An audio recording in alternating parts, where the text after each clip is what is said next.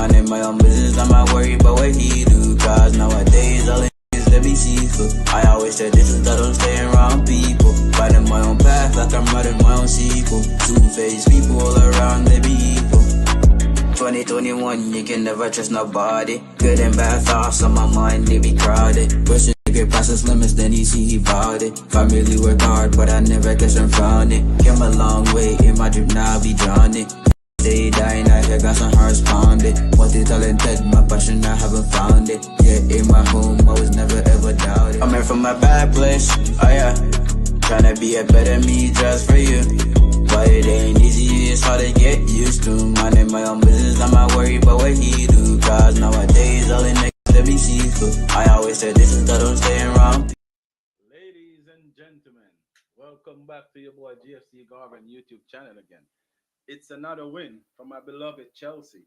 Chelsea, another win, or a bogey team.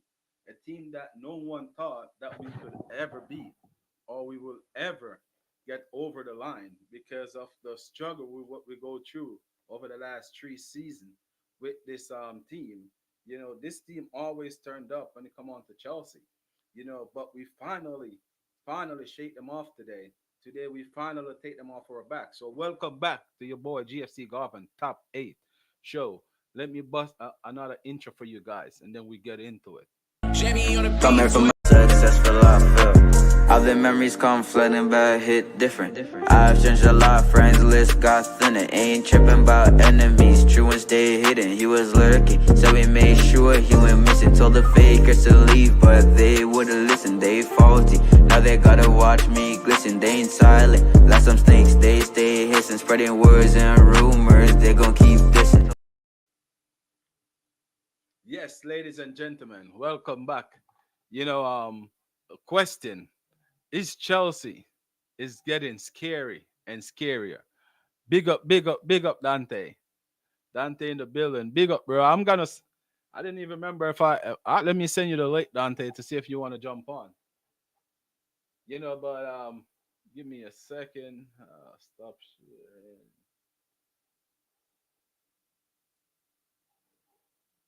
Or my beloved Chelsea is getting scary again. What a victory, man. What a victory. It's nerve wracking in the last.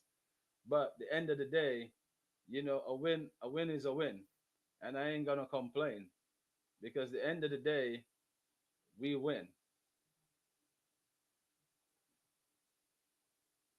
Let me see.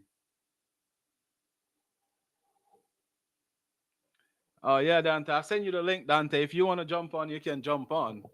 But everyone right now is saying Chelsea are getting scarier each and every week. But my honest opinion, I still don't think that we're still in the title race, though. You know, I have to go past this December period. I'm not being a coward. You know, as what my fiance said I'm being coward, but I'm not being a coward. It's just what it is. You know, I have to pass through this December period, you know, in the January, and then we can have a conversation. But right now it's still too early for me. You know, I'm keeping my powder dry. You know, I'm keeping my feet solid on the ground.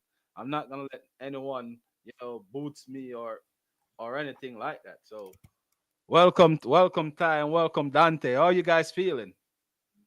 Big up, Garvan. Tight. Yeah, good. Very good. We just, we hung in there and got the 3 points. But yeah, we probably deserved that overall. We deserved the win probably overall. We had the better chances, controlled the game. Brentford did what they always do. They nearly got a point, but I think we deserved the win. What about you, Ty? Can you hear me? Yes. Right.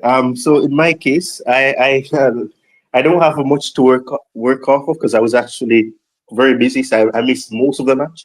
I only saw up starting the 65th minute going up to the final whistle because I was very busy. But well, and I saw a snippet of the first half, the last few minutes just before Kukurios scored. So I mean, based on what I saw, it was a well-deserved win. And if Brentford got a point, it would have been disappointing. But after the 75th minute going onwards, it looked as if they were gonna come back in the match because the momentum was on their side. So I mean, it's good. We conceded, which was avoidable, but at the same time, we got the 3 points and that's all that matters. But we definitely need to sharpen up those areas, and we need to know how to keep the game in our favor as well. Yeah, well said. For the little you see, that's one of my main part where I'm gonna ask Dante. With that goal, Dante, that we concede, Toaston should he Your got mic's a little better? bit low, Garvin. I'm not sure why. I didn't hear you, Dante. Your mic is a little bit low. Sounds a bit low. Uh, give me a. Yeah, I was saying with Toaston, yeah. Let me see. That's better. Yeah, there we go. That's better. Okay. My bad, my bad. I'm saying with Toaston, what do you think about that goal that we concede? Should Toaston have done better in that period? Because one, I heard a great defender said one time, as a defender, once you're you're off your feet, you already lost the battle. So Yep. I want to get your take on it. Look, in my opinion, he did very well. He had a great game. He made one mistake, one passing mistake, which was fine because we passed the ball so many times backwards in that area. So he made one. Overall, he had a really solid game. I think he did very well, especially in that, the first half and that very, very well. He was winning every header from their corners, from their set pieces. So yeah, he was very important. Yeah, that one, I put that blame a little bit more on Colwell again because that was his man. He had him, and all he needed to do, again, awareness, Colwell, one step forward and he would have been way offside. But he kept running with him instead of stepping up, and he would have been way offside, and it would have been an easy offside. Then obviously it was left to Tossin. Tossin knew the guy was going to get. He was going to get around him. He's too slow. That guy's too fast for Tossin. He was going to get around him, every day. He made a decision.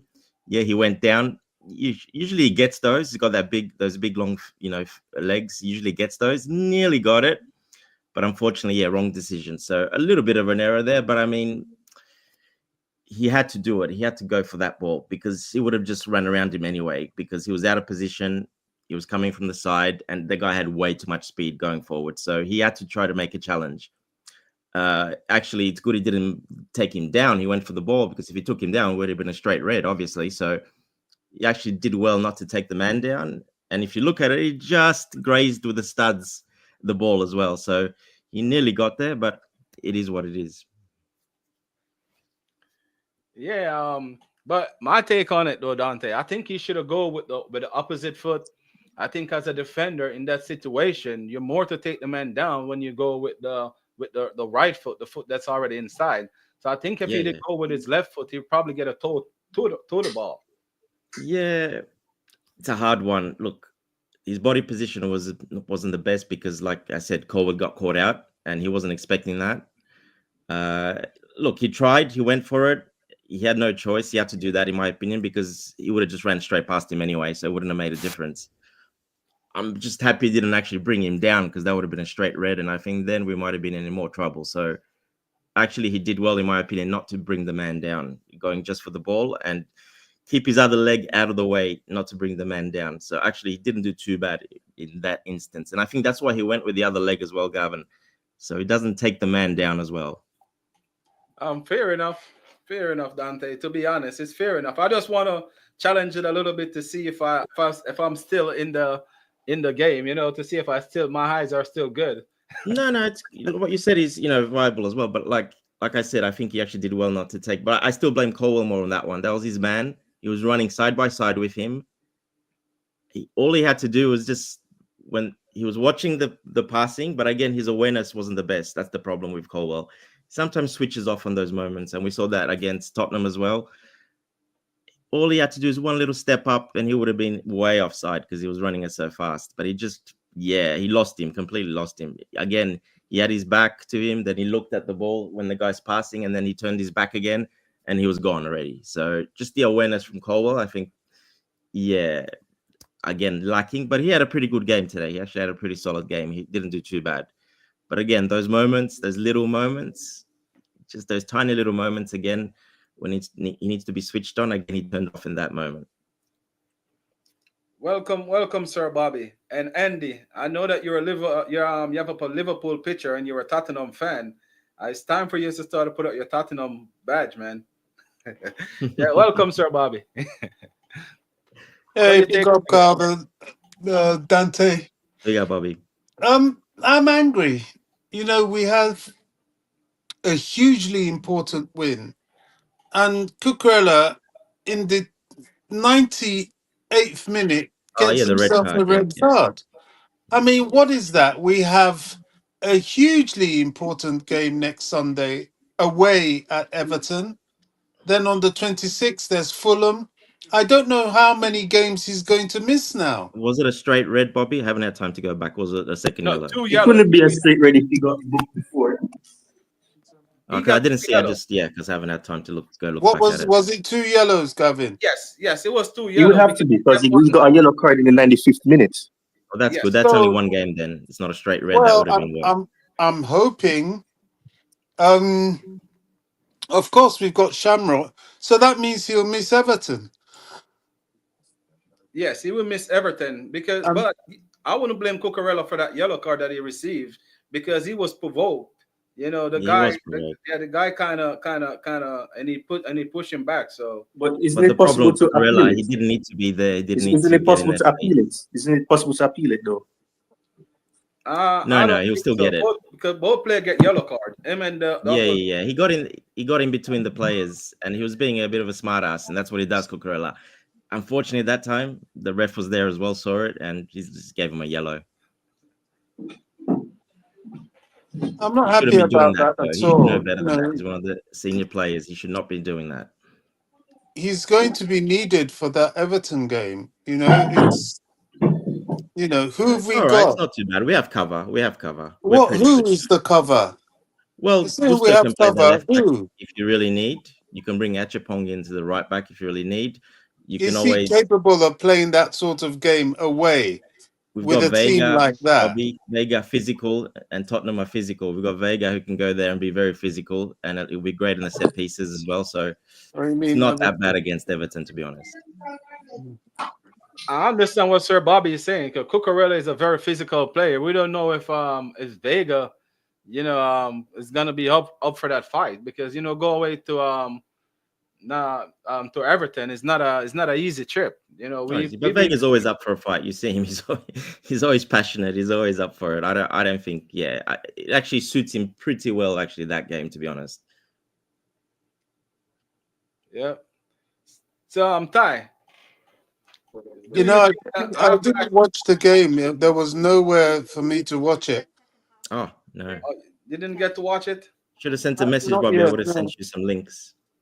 If you can send me them now, I'll be grateful for the future because I don't really know where to go to watch these things if I can't get to the stadium. Yeah, yeah, yeah, yeah, yeah. You No got problem. if you have Nart VPN, you can always go to go. I think Like, it's show on Fubu. yeah, come to Australia, you'll watch it. It's called on the Optus Sport. Yeah, if you got a VPN, it's very easy for the Australian one, and Just, that's full HD proper. just send me Uh, the link, please. I'll be grateful. Thing is, with the American ones, they then ask you to pay, but then you can't pay without being subscribed to an American yeah. satellite system. Look, Bobby. Even I watched it. I watched it on just. It's an illegal stream, but I watched it. I didn't. I don't mind. So yeah, there's plenty of them out there. You can just go in and watch it, no problem. Sure, sure. Okay, well, if you send me, I'll be grateful. I mean, I don't know. I think the Everton game is probably going to be on TV here, but games like this, I don't know why there was a total blackout to Brentford. It's so disrespectful to Brentford. Yeah, and it's a West London derby as well. Weird, very weird. Yeah, my question to you, Ty, because you say you didn't watch the game like Sir Bobby, so me and Dante probably gonna have to walk you guys through the game. Our Chelsea are getting scary because that's all I'm being seen on social media at this moment. Everyone be be sending out message that Chelsea is really scary. And big up Jordan, welcome to the show, man. We're 2 points Um, behind Liverpool. Yo, um, well, I mean, all right. So as I said, I'm not going to pretend like I saw the entire match because I didn't.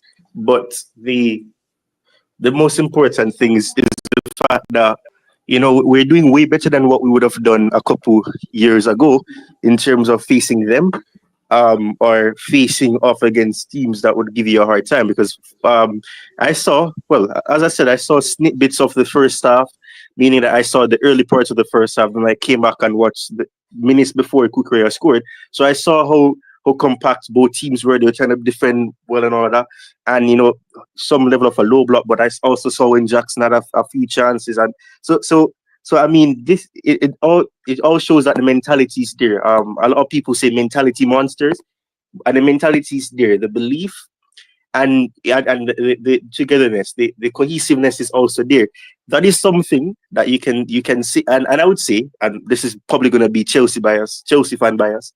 Um, I would say that you cannot coach out Chelsea and their capabilities in matches anymore, because you're able to see that most of those players, they have that drive, they have the belief that they can get goals, or they can beat team, and that's what you need. So definitely you can say that they are deadly, because you can't coach them out, because they have the capabilities that we can get goals and we can create opportunities. That's not been the issue. Can I make a point here with improvement this season? There's a multiplicity of things going on here. It's not just one thing. I think a lot of credit has to go to the sporting directors, as well as the new manager, as well as the ownership, for forward thinking and planning, and the new medical team. What's helping Chelsea is that they've managed to relatively sustain a much better level of fitness, number one.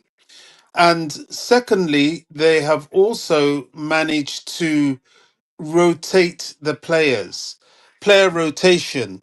You see, what has happened is that the leagues and the football authorities have created a schedule madness. And this is what's affecting other teams. It's what's affecting Man City at the moment. I think it's slowing Arsenal down a little bit.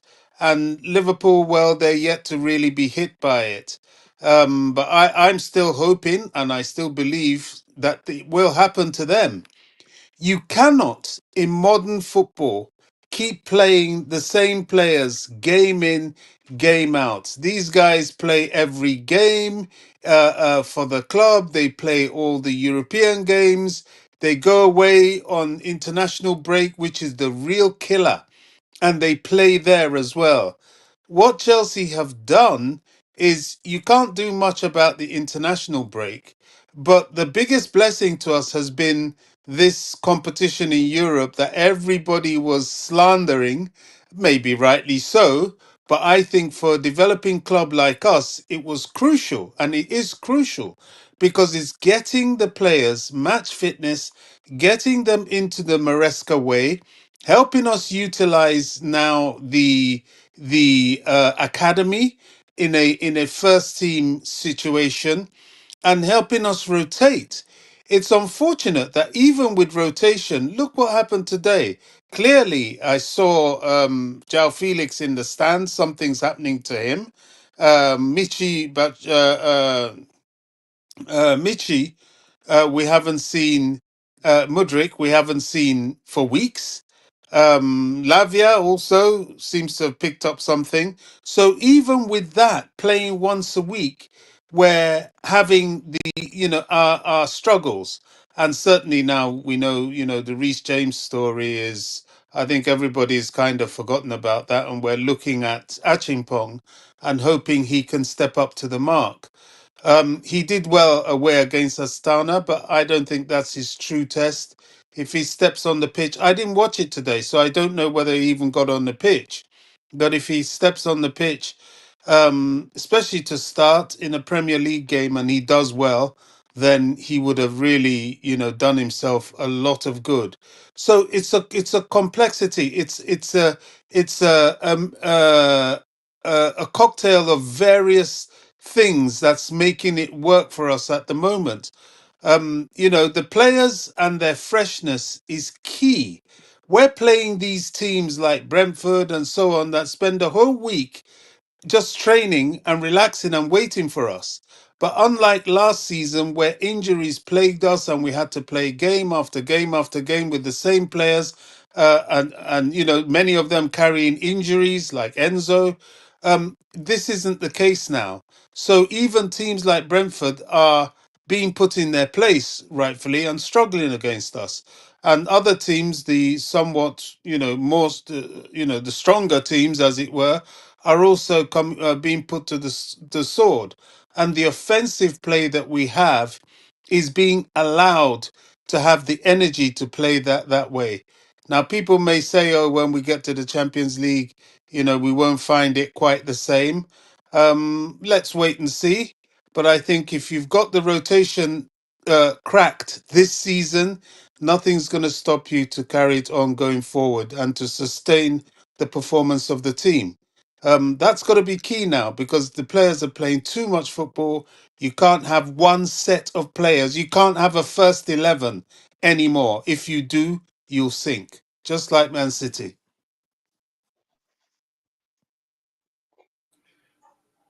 Welcome, DJ. DJ, so before I come to you, DJ, I got a Liverpool fan on the stream, guys. Let me hear from him real quick because he say you have to go. So, Jordan, how about your game yesterday?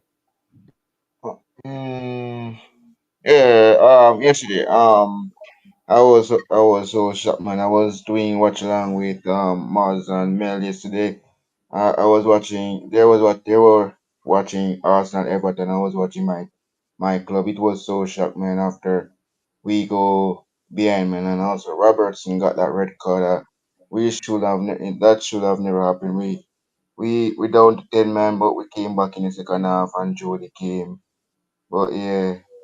We have to probably use Costas this week because we're not playing this weekend until next weekend. So yeah, but we share the point. But I'm happy with the result. But yeah, but we're not gonna have Robertson because of the red card. So yeah, we'll probably use Costas Simicas. So yeah. I think Robinson is your worst defender you got this season, to be quite honest. He almost cost you a few games. It just was a time bomb. He's just ready to explode. Welcome to the show, DJ. What you take on the game, DJ?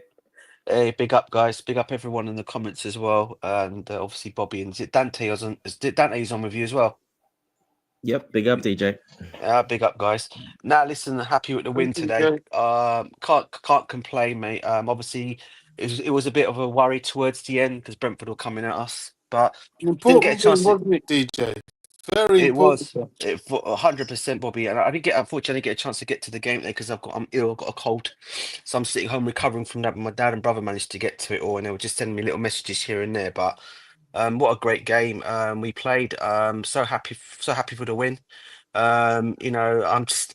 I have to say one thing. I was listening to. I got a chance to watch a little watch along, and one particular stream, I won't mention it, one particular Liverpool fan, man, I'm just loving it. He absolutely hates our guts. I think everyone knows who I'm talking about here, I right? can I And can say it, man. Sam, what's Sam? yeah, yeah, and the way he was putting us down after the game, oh, they shouldn't be in this title race. They're crap. They're Is worried. They're it, this, they're is that, it they're that this. Asian They're... guy, the Asian Oh looking guy? my Yeah, God! And I, I was like, I can't and I stand was him either. I was just in the comment section. I was just blating with comments and laughing at his comment, getting the violins out, put my little messages there because the guy is sitting there saying we shouldn't be in the title race. We should listen. I'm not saying we're in the title race, yeah, and I'm still going to stick to my guns and say until the very end, yeah, we put on a brilliant game today. I'm still saying we're going to finish within the top four. I still think, if we come March time, we're in this position. Come March, I may look differently and sway towards the Premiership. But at this moment in time, I'm just happy with the points. It's 3 points every week at the moment, and I'm just happy. Long may it continue. And I can't think of a single player that was bad today. And I always put Sanchez down in this game, as you guys all know how I feel about Sanchez. But today, I thought he made some excellent saves today. Obviously, he conceded towards the end, but hey, we win the game and we move on to Everton now. But very happy with the result, guys. Very happy indeed.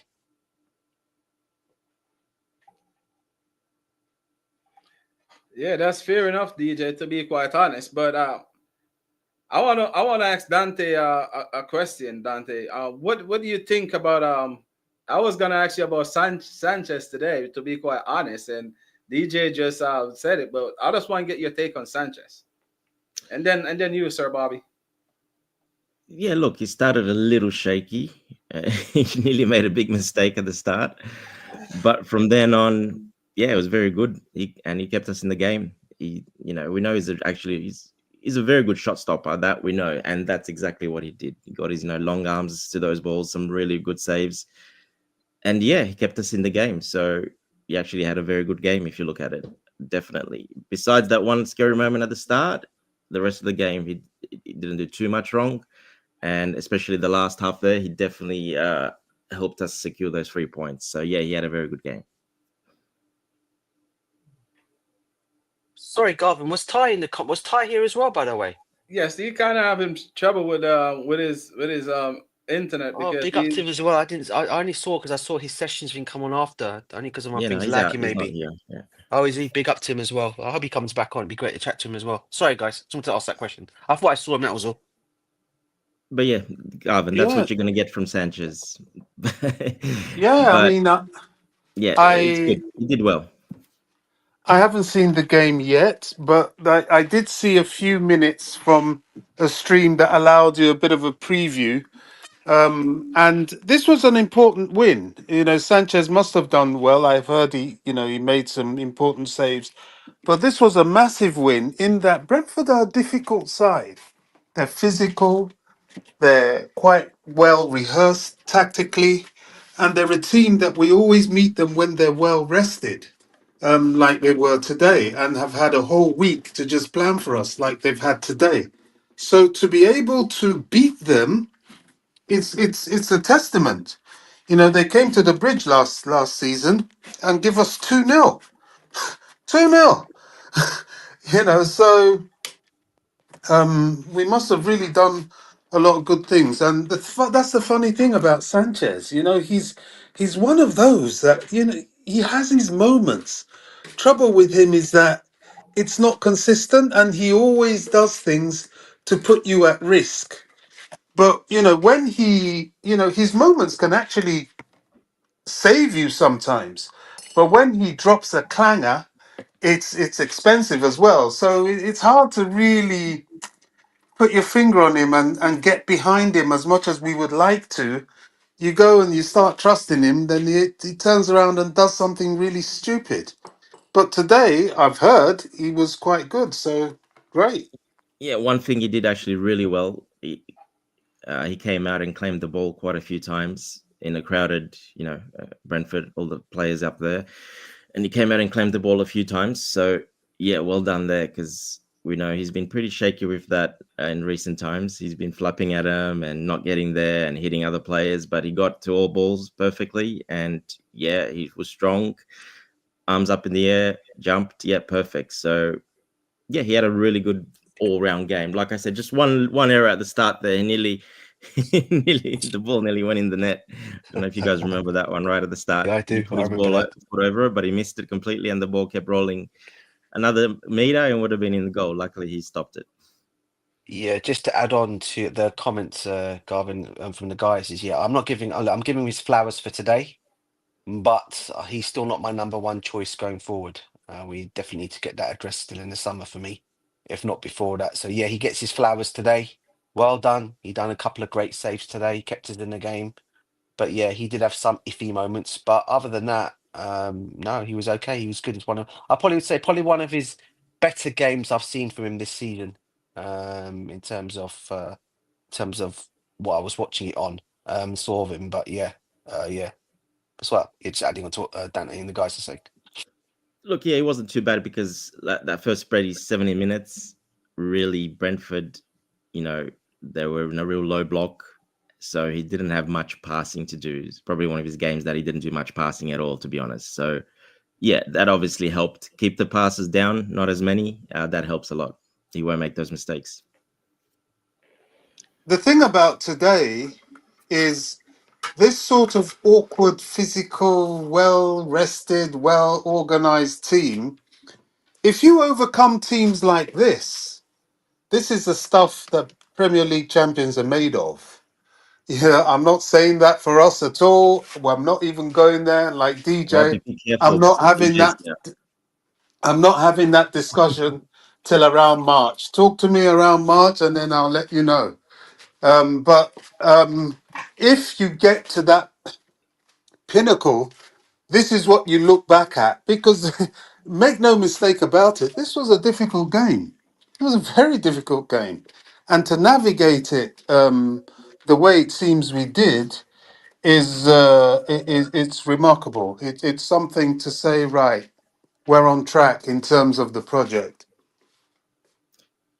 Yeah, pretty difficult game. But I think probably the first 75 minutes, we were all up. We probably should have been up 4 or 5 goals, to be honest, if we took some of those chances early on. This game should have been over by half time as well. I think we should have had 3 or 4 goals easily by half time. Well, that's what Uh, happened last season, and yeah. they won 2-0. So there's Yeah. definitely But the progress. difference with this one, Bobby, you haven't seen the game. We controlled the game, possession as well, very well. And we had a lot more possession, obviously. And that's the difference. We controlled the game very, very well, especially the first 75 minutes. Yeah, they put us on pressure because they had to. They went 2-0 down. So they had to, they made basically 4 or 5 changes and they completely changed it. They went out and attacked us. So yeah, but those 75 minutes, yeah, we played very well. I think we controlled the game really well, passed it around. They hardly had any possession, to be honest, and only created 1 or 2 chances, I think, but nothing too much. So, yeah, that's the big difference with this team, that we got those technical players that can control the game, can pass it around, keep possession. And if you do that very well, well, you're going to limit the opposition, a team like Brentford. They don't have the ball, they can't score, they can't create. So you're going to very much limit them. And that's the big difference from last season to this season. Well, I'll also add to that. This is one of the reasons why I've said, why I said to you guys, Dante and everyone here, I said why I feel we're not in the title race until March time is because you just hit the nail on the head. We should have been 4 or 5 goals up in this game, as you stated in the first half, right? Yeah. Which is correct. But this is the thing. This is where I feel where if you've got ambitions to win a Premiership title, you take them chances and you put those goals in the back of the net. But we got the 2 goals. Yes, brilliant goal from obviously excellent goal from Nicholas Jackson, excellent goal from Cucurella as well, first goal. But what I will say though is when you got several chances that we had in that game in the first half and you're not putting them away, that sometimes can cost you in games. Thank God it didn't cost us today, Yeah. because we got we 100%. got the 2 goals. But that's what I'm trying to say about a team that wants to win the Premiership and a team that's going to be finishing in the top 4. This is why I said it. We'll finish in the top 4 this season. But if we're there near about near March time and we go and do something wonderful in January, but we bring in I don't know, a centre back and another striker up there, whoever it might be, then maybe I can say maybe yeah, we'll be there. But Mhm. for me at this moment in time, I still think we're going to be in the top 4 come the end of the season. If you bring someone in January, they're not really going to have enough time to settle into this team. They're Yeah, not. that's the other thing. Spot on as well. That's true as well. If you bring someone in, they have to be someone that doesn't need any settling. You buy someone that's ready to go, no settling needed. And that go to the next question that I was gonna ask. Let me start with Ty because he's been over here quiet. Ty, um, which position you feel like Chelsea should strengthen? As you heard the guy said earlier, that if we're gonna bring in someone, have to be someone at least a prem experience. Someone who know the style or used to the style to adapt real quick. So what do you think we will need if we're gonna say win a title race, or should we enter the title race? Because for me, we're still not there yet. I'm not gonna even speak about the title race because I already said what I said last week. I'm gonna forget about that and just move Garvin, on didn't to you? Didn't you? Sorry, Ty. Garvin, didn't you have us finishing second? Oh, I've been up there so we can win it or finish second or third. I never go below that. All Yeah. since I went to that Real Madrid preseason game and what I see. So, No, I'm just saying you had us. You think you said you were going to finish second. Well, yes. that's you're going to be in the title race if you're going to finish second, basically. So just putting that out there, Garvan. Yeah, I'm gonna give you my take why I still kind of a little bit of I'm waiting until probably the end of January before I really start to have a little bit of hope. December always our biggest problem, so I want to see we pass the December period, and if we can get all 3 points in this December period, who to tell? Yeah, and today was another tick for me because it was a low block team, physical. I wanted to see us navigate that, and that's another big tick for me. Ticked off now. Sorry, Ty. Go ahead, Ty. But your mic is low, Ty.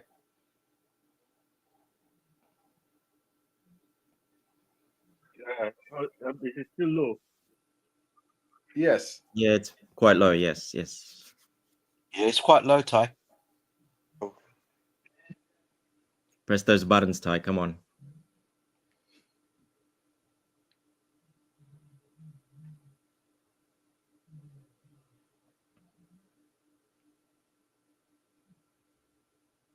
Nope. Can you hear me? Are you hearing There me? you go. That's better, Perfect. mate. That's better.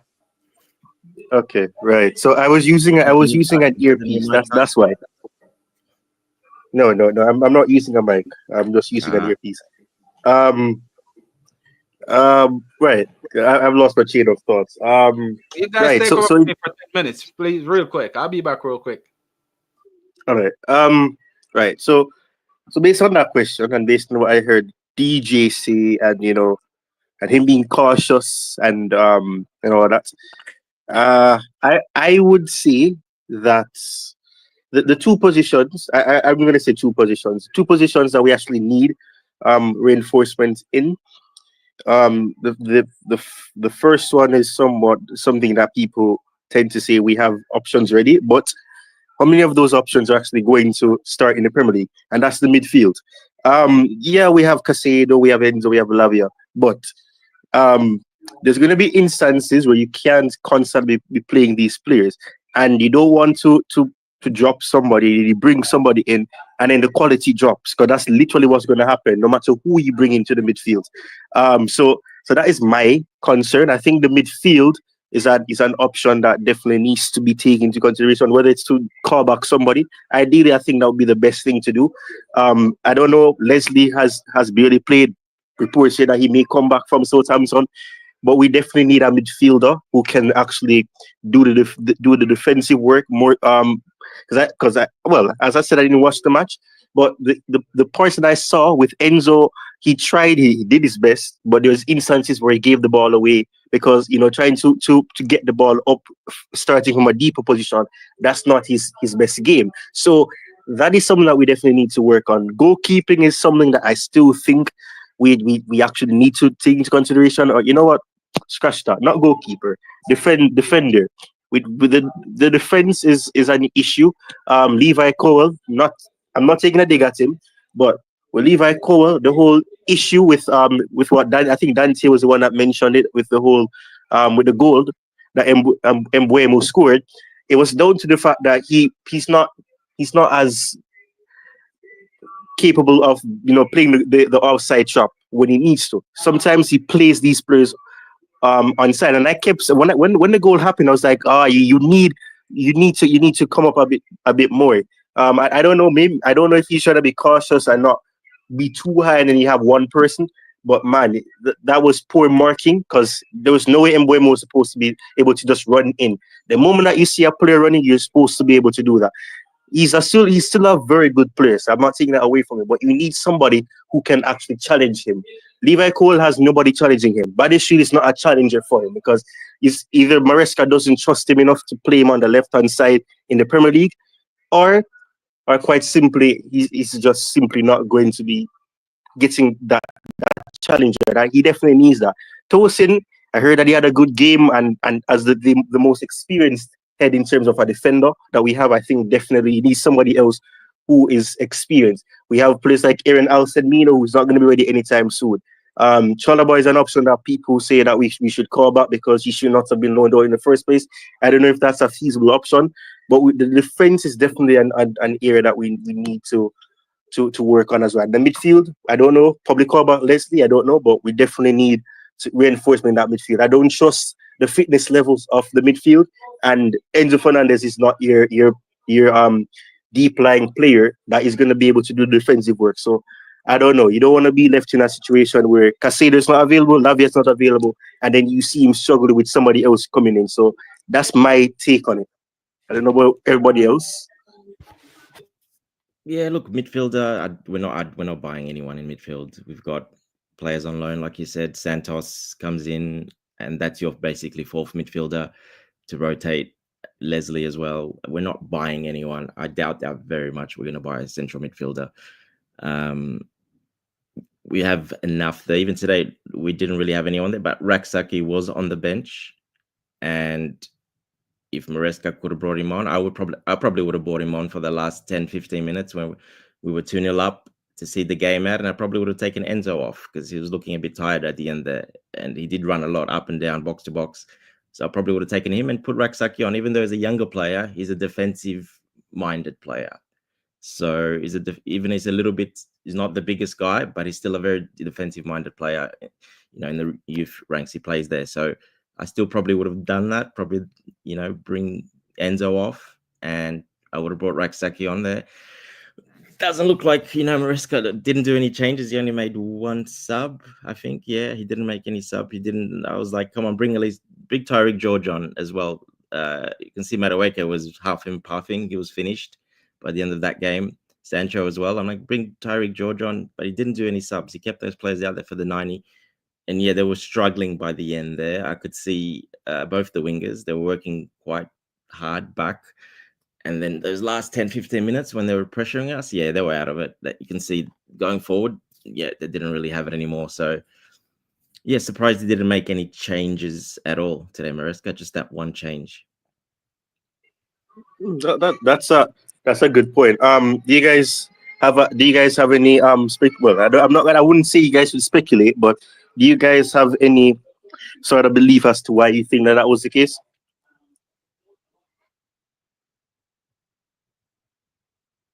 Bobby, go on, Bobby. Bobby's there. No, DJ, go ahead. Sorry, Ty. What was that, bro? Sorry. No, I was asking if you guys think there's a particular reason as to why that was. We didn't make any substitutions, and I think the Yeah, commentator said that too. Yeah, I was a bit surprised, to be honest with you, Ty. I know we made the one. I think we made the one change, which I thought, okay, he's done that one change, and Cuckoo on for Jackson, and that was after Jackson scored his goal. He made that change. Why he didn't go and bring anyone else on? Maybe whether he trusted the rest of the bench, I don't know, because it was a young bench. Let's be real. I think Nkuku was the only one really that was a senior player on that bench. Other than that, everyone else was just all younger players. I think KDH was on there as well. I mean, you could have put on Dewsbury Hall for whatever reason or another. He decided not to bring him on either. So clearly, there's probably a bit of I don't know, there's a bit of a trust issue with Dewsbury Hall. Maybe thinking he was not the kind of guy that can come on and change the game. But I will agree with one thing. I don't think we'll sign any midfielders in January. I think if you've got the choices there, you've got a choice of either bringing Leslie back or you can either bring Santos back, who'll come in there. Either one will come in and fill that void in should any of our other midfielders get injured. So they're there. In terms of that. So I think if we do end up going for anybody, if we do decide to go for anybody in January, it'll probably be a centre back. But again, who do you go and get in this window? I mean, I can put a couple of names out there, but whether they'll be available to come in January is another thing. Bremer being one of them from Juventus. I don't think somehow or another they'll let him go in January. So yeah, I mean, our choices will be limited in January. But I'm sure, if there is one available out there that can come in and do something, and I know people are talking about a Premiership defender, maybe to give us, not for someone to come and learn. I mean, the only other option you got there, and he's not going to be available now. And I know we're looking at him is Luis Diaz from Manchester City, but that's not going to happen in January. And whether Man City will sell him is another thing. So look, there are things that can be addressed, maybe.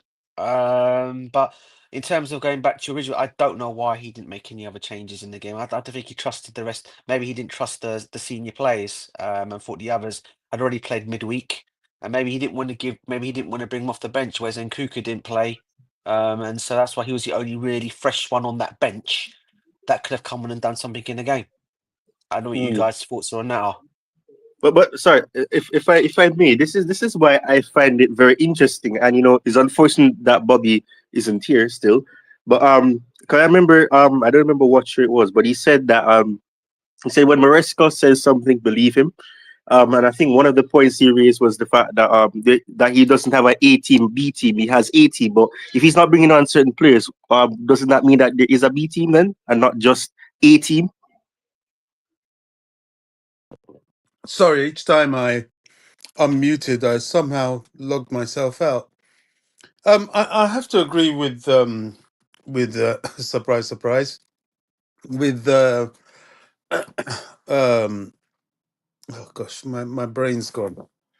Oh gosh, my brain's gone. What am I saying? With DJ on this. I think he didn't fully trust his bench. I think he had players that he was cautious because of their exhaustion from the whole journey to Astana and playing in sub-zero temperatures. So I think he really, really would have only brought them on if he had to. There were injuries. And so he thought that those that were on there who at least hadn't played that week could ride it out and probably won't play.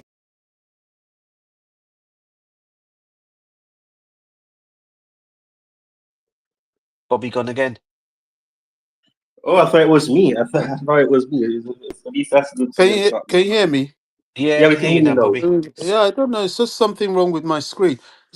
Yeah, I mean, he just pushed the players that were fit and able to perform today. Clearly, there are injury issues, and as I've said, those that went to Astana weren't really ideal to bring on because of conditioning and the whole trip. So he pushed what he had, and yet again that goes to be a bit of a pointer to everybody saying, "Ooh, Chelsea have this big squad, big squad." Well, kind of not, because get one or two injuries and you start realizing that you ain't really that big in numbers as you think.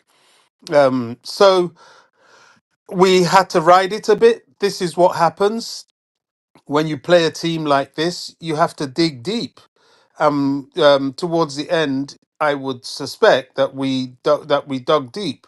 What pleased me was that we were able to dig deep and win. The second goal was important, and Jackson is now becoming that lethal finisher. And I'm like everyone else. I don't think we'll buy anyone this certainly midfield this January. What might happen is Didn't see the game, did you, Leslie. Bobby? Jackson was back to his old ways. Oh, he missed some chances, did he? Yeah, he was very bad actually today. He was Yeah, about he to did come lose off, a and then few. he scored that goal. Yeah. He Okay. ran in behind a little bit. Enzo put a beautiful ball through, and yeah, he thank God he Open scored. He goal. was just about to come off anyway. But he missed But an yeah, he Okay. open did have goal, a Well, didn't good he, game, you Dante? know. Yeah, He, that's what the commentator said. For what I was watching, he they missed kept an saying open that goal. right now it looks like he needs he needs a lot of chances before he scores. But he's still Hmm. young, so it'll take time. But yeah, he was definitely back to his old ways. Yeah.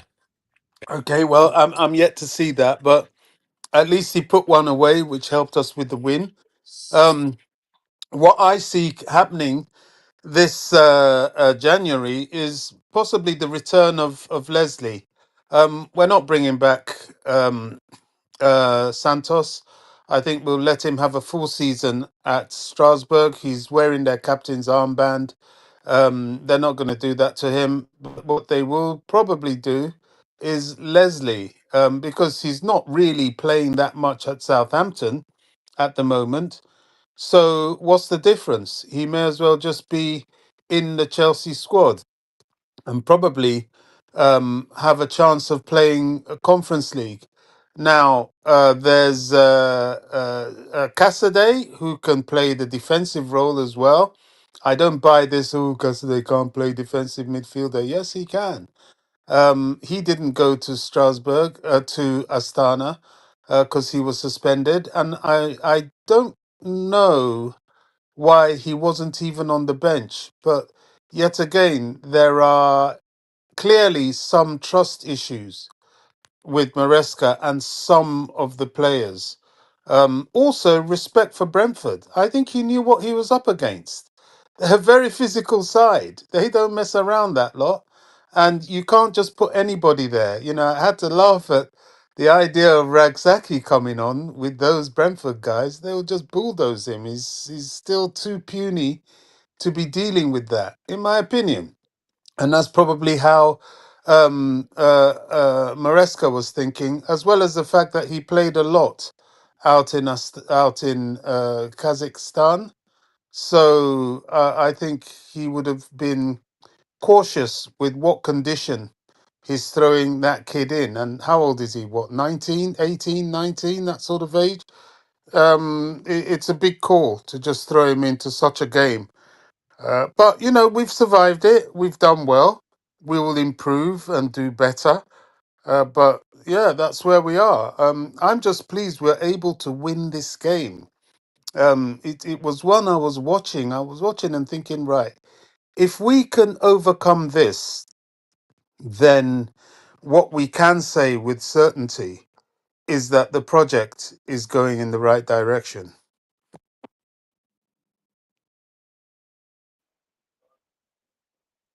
I wanna I wanna echo what Garvan would usually say, which is 100%, Bobby, 100%. Um, but yeah, I mean, well, if rumors are to be believed, um, Cassidy could be the one that ends up leaving, which which I think many persons would probably see that as being harsh. I think in terms of him being a young player and all of that, probably is something that works against him. But definitely, I think he's definitely an option that you could use in that area, especially in the defensive midfielder role. But I mean, it's down to Maresca. But that's why I said, and you're back now, Bobby. When you said in the past that when Maresca says something, believe him, and that it's a squad and not there's no A team and B team. But in a case like that, well, then again, I'm not as acquainted with if we had injury issues or wise because I'm hearing that now that we had a more so a younger bench more than anything. So what was the reason for that before I proceed? But my question was, is it a case where we actually have a team or is it a case where we have an A team, B team?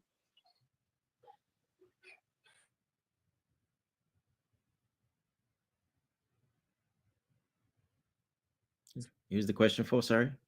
Bobby, is that for you, Bobby? Bro, are you there? Yeah, Anyone? yeah, I'm here. What was the Oh, question? sorry. Sorry, Another Sunday. Woo! yeah, Another Sunday. Bobby's watching the Right. game now. Right. So let me contact. So I'm saying, is it a case because you in the past, Bobby, you said that when Maresca says something, believe him. So yeah, there's no A team, B team. So yeah. based on what we saw, well, based on what happened today, is it a case where that's still the case of A team and not A team and B team? I think so. I think so. What Maresca is doing is he's creating a rotational capability. He doesn't believe in your A team, your B team. No. He believes in rotating. And of course, you have to understand the mentality of the players you have. There are some players that there's no point playing them in the Conference League.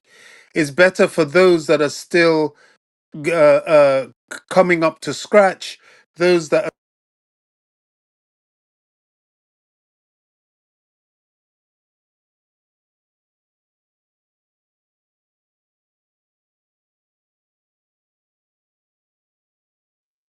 Hello, anyone there?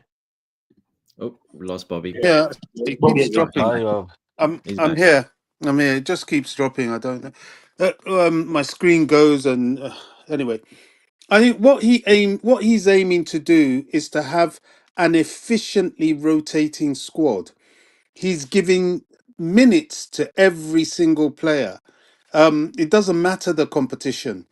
What his end game is hopefully by the time we get into the Champions League, the rotational exercises of this team will be seamless. That's the aim, such that no matter who you're coming up against, for example, you need to be in a position where if you're playing Real Madrid, doesn't matter if you have Jackson as your number 9 or Nkunku as your number 9, they'll give you the same service. Um, obviously every player is different, but you get my drift. He's looking for that level of rotation, so you could play Nkunku in the Champions League, and then in the Premier League you play Jackson, or vice versa. He wants that interchangeability. It's a novel thing. It really is a novel thing because it's not really happened in the Premier League, and that's the beauty of Chelsea. We always go where nobody else has been before, and then everybody comes to follow us. Now they're talking about, oh, okay, we can see what they were actually doing when they were accumulating this player, that player, trying this, trying that. They were trying to get to this point now that they're at. Everybody laughed when they appointed Maresca.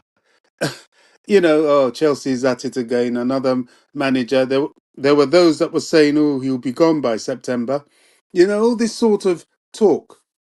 You can't rebuild without doing different things, without being new. You cannot rebuild and create sustainable success to deal with the fixture schedule that a successful team will have without having rotation and rotation in depth. Do we have that? We're working on it. Let's put it that way. Lots of these players are still developing. We've spoken about the defense. We've spoken about how shallow it is relatively in midfield, and indeed the attack. Some people are saying, Jackson. Well, you're telling me Jackson was back to his old self, missing chances and that. Well, those are the areas that will need addressing. But in the meantime, as they develop and as they become able to rotate seamlessly, we benefit. There's no, look at what Dante said earlier when I was saying I was angry about Cucurella's card. And I thought about it. I thought, well, okay, if that's the case, then Cucurella can play against Shamrock Rovers instead of Vega. Vega goes to play up in Everton. It's really that it should be that seamless, and that's the sort of rotation that we're working on, and hopefully it works for the team because so far so good.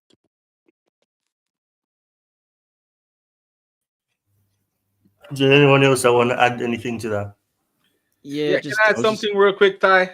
Real yeah, quick go on, before I Garvan. before I have to It's go. your But show, Garvan. Sorry, sorry. Garvan's I back. know, I know. I'm just doing something for my daughter real quick. Uh, Pep Guardiola make a comment for the topic that you guys talking about, and this is what he said. So why isn't Rodri? Played 75 games last season. When finished, I was in holidays. He was the Euro to win the Euro with the Spain, and injured with the Spain and come back. In one game, 2 games. Do you know being fresh is ACL? No, I promise. Strong is Rodri. I'd come back tired. Not on the top, but I need it against Inter. I need it against Arsenal. Not being the top. You are not strong enough, and unfortunately, it happened. The reason why schedule. Give you 1 month and a half, 2 month holidays. Give to Rodri 2 month holidays after Euros. Like NBA, 3 months they have, 4 months they have. Tell it. It'll be perfect. And have to play 80 games if you want. But give 3 months. But next season, the Manchester City. Or Chelsea already have this squad. But there have to be 30 players, 25, 30. Yeah, he's complaining about Chelsea got 30 players, right? And that's what everyone been talking about. But I think Chelsea already realized that this was gonna happen. So to really be successful, you need a big squad. And Absolutely. and he's talking about Chelsea. And in my opinion, right, you can't say Chelsea have 30 players because you already have the chance to get players, and they choose not to be signing players. They're the one that run all their players down to the ground. Liverpool did it under Klopp, and right now Arteta did the same thing. So it's not Chelsea why they don't really have a squad. So everyone is talking about Chelsea squad being rotating, but they did get the opportunity to build a squad where they can rotate. Arsenal, they choose not to rotate Saka. Saka gonna be burned out sooner or later. So Pep Guardiola, I think that he's finished, which I've been saying all season long, even before the season start, that he's burned out. Just like Klopp, and it's just like the final nail in the coffin right now for them. Yeah, he's finished, but I think in January they'll go again. They'll buy players, and they'll probably buy 3 or 4 players. I'm pretty certain of that. He's already hinted at that. He said, "We sold too many, we haven't bought enough, and we're ready to spend in January." So they're going to go hard at the market in January, and they're going to buy players because they have the money. So I think they'll be fine after that. But till then, yeah, they're going to struggle, of course. They're missing too many players. Rodri is very important, but I don't want to hear that. Oh, it's Rodri. It's not all about Rodri. That's just one player. If you think he's tired and not ready, and he's had a big tournament and he's not ready, Cucurella did the same as well. Don't play him then. Rest him. Don't play him every game. Very simple. It's it's your fault. It's not his fault. You're the one who's playing him every week. So I don't want to hear that from him. I think you're Right. right. The default scapegoat is always Chelsea. Everybody want to criticize Chelsea. Why? Because they're scared of Chelsea. There is a fear for Chelsea because they know our potential. They know that what we're doing here isn't a joke, so they want to start to attack it even before it's bedded in. But it's too late now. I think we've passed the threshold and we're bedding in. And yeah, okay, Man City are going to go and buy XYZ number of players, but it's not easy. You can buy as many players as you like, but if they're not settled in and they're not really clicking into what you're doing, then you're back into more or less preseason mode. So, good luck with that. I don't really see how that's going to work for them. They're the architect of their own vision. As you've said, look what Arteta's doing to Saka. It's going to burn him out. I think Liverpool will soon have a problem with your likes of Van Dijks and so on. These people that you're constantly relying on. You can't do that with the fixture schedule anymore in football. You simply can't. Look at Real Madrid.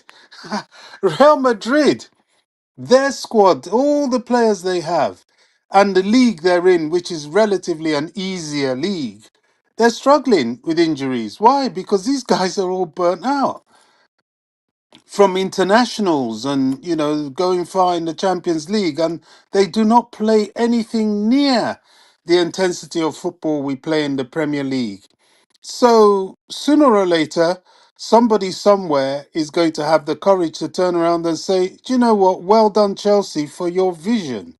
You saw this, you worked towards it. The first season, it didn't quite work because they were all injured and you were still bedding in your management structure. You've managed to do that, and now you're working on this. And even with this, you're having to deal with injuries, but at least you're able to rotate." Now, everything you just said there, Bobby, is spot on because not many people want to discuss exactly how this whole thing is with us because it's not like we've gone and it's not like we've gone and added. We've actually sold a winning Champions League squad, and Yeah, gone and brought in players that are now starting to work the project that these guys that these guys want to do with the right manager in place. yeah. And all these competitors and all these rival fans out there that are coming at Chelsea for doing that. Oh yeah, they've gone and spent 1.5 billion bottle jobs and all this nonsense that comes out of all these rivals fans, all the rivals and their managers, whoever you want to call it, right? They're not looking at the big picture. The picture is here. The picture, what it all comes down to is we've sold a winning Champions League squad where two survivors are the only two left in the team in Reece James and Ben Chilwell. We Okay, don't from even that play. Champions League squad, all right, but what they're doing is they'll think because it wasn't working in the very beginning with Graham Potter, with Pochettino. They're now Mm. seeing a manager, a proper coach is coming from the first division, may I add, in Leicester City, and he's come and made this squad. He says, "I'm going to make this squad better. And I'm going to make it work," and he's making it work. And now you're getting all these idiots out there that are complaining for what we're doing now. Now you're hearing Pep coming out and saying, "Oh, I've got to go and buy 5 or 6 players in January," right? Well, yeah, go and buy them. But as you said, mate, it ain't going to work. It doesn't mean they're going to come and you go and buy the. Because let's be real here, they're not going to go for the younger players that we've gone and done. They're going to No. go for ready players. They're going to go for players that already done it, been there and done it. Good Yeah, luck in getting them players, by the way. yeah, In January. and and Good even luck if in you, that. yeah, and Good even luck. if you go for the younger Money's players going to takes. go up, bruv. Money's going to be money, mate. And you know how much money you have to spend on these players in January? Yeah, It'd be and crazy, mate. Crazy. You're going to be desperate. and as And we've clubs will know seen, that. the young players need time, they need patience. They're going to do silly things. They're not going to really always hit the ground running for you. Now, we've gone through the difficult part. We're slowly beginning to get over the hill and to the point where these kids will function. They will hit their rhythm. It's taking time. You know, people mention Colwell still doing silly things. Jackson still doing silly things. I don't know how Madweke played today, but bit by bit, these kids are going to come good. And we've gone through the worst part. We've suffered with them. And you can't cheat time. So yeah, you can buy whatever you like, but that ain't going to do anything for you in January, in my opinion. It really isn't. If you like, go and bring in Messi's number two. He's still going to struggle to settle in. So they've missed the boat on this one, and instead of just congratulating Chelsea for their forward thinking and the bravery of it all, they're still trying to dig at us. But you know what? Who cares? That's why I just want to see us win and be successful, and that's the best way to respond to these people. Sorry. Quick question. You mentioned something earlier, Bobby, about being able to play certain players in the conference league and all of that. Um, I don't want to say that it's good that we're in the conference league, but at the same time, I think it was the best thing for us now because if we I didn't, agree. I don't think a lot of people would have given Chelsea the plaudits or actually have an understanding of what the project is actually about. Yeah. Because they would have said, "Oh, you must," because we wouldn't be doing that in the Champions League. We couldn't. We definitely No. couldn't afford to be doing it. So No. I think No. it's the The best. the the the conference league is the best thing that's happened to us. Think about it. Can you imagine what we did in Kazakhstan? We took our academy there. You know what I mean? You would And never what be poor able to do that. conditions. Yeah, in those conditions. So, to me, the Conference League this season is a blessing. Now we've got to try and go and win it, to make it really be the icing on the cake. But it's helped the development of the squad no end. Absolutely, it's given playing time to people like Felix, who is more or less the number two to Palmer and Kunku. All these players are match fit because of that competition. So whenever they do come in, it's not really a problem, or rather, it shouldn't be. So yeah, I think it's helping us. I don't think there should be a Chelsea fan out there who should feel any type of way about that competition. I think it's been very useful to us at this stage of our development of the squad. Well, there's some big egos there, especially with the fact because there's big content creators who say, "Oh, we're in the conference league. Like, why are we in the conference league?" But I mean, they still don't understand the benefits of it. They just complain about being in it, and oh, it's Let- no surprise this, no surprise that. I mean, they're not looking at it at overall. They're They looking at it at face value. they don't understand what it takes to build a team. To build a team from scratch, that's what we've done. That's Yep. not easy. You know what I mean? That is not easy at all. And you need outlets like this, and that competition has given us a good outlet. And let's be real here, Bobby and Bobby and all of you on the stream. Right? Let's be honest with you guys, right? Yeah, a lot of them it's down to jealousy because let's be real here. Christopher Nkuku, Jao Felix all walks into a first team into anybody's first team, right? Playing in the first team. Yeah. At the moment, you've got players that you've got these kind of elite players, if you want to call them that, 'cause that's what they are, the elite, that are happy to be playing in the Conference League, as well as also getting their game time in Prem games and need and call upon, right? Because we have these two squads.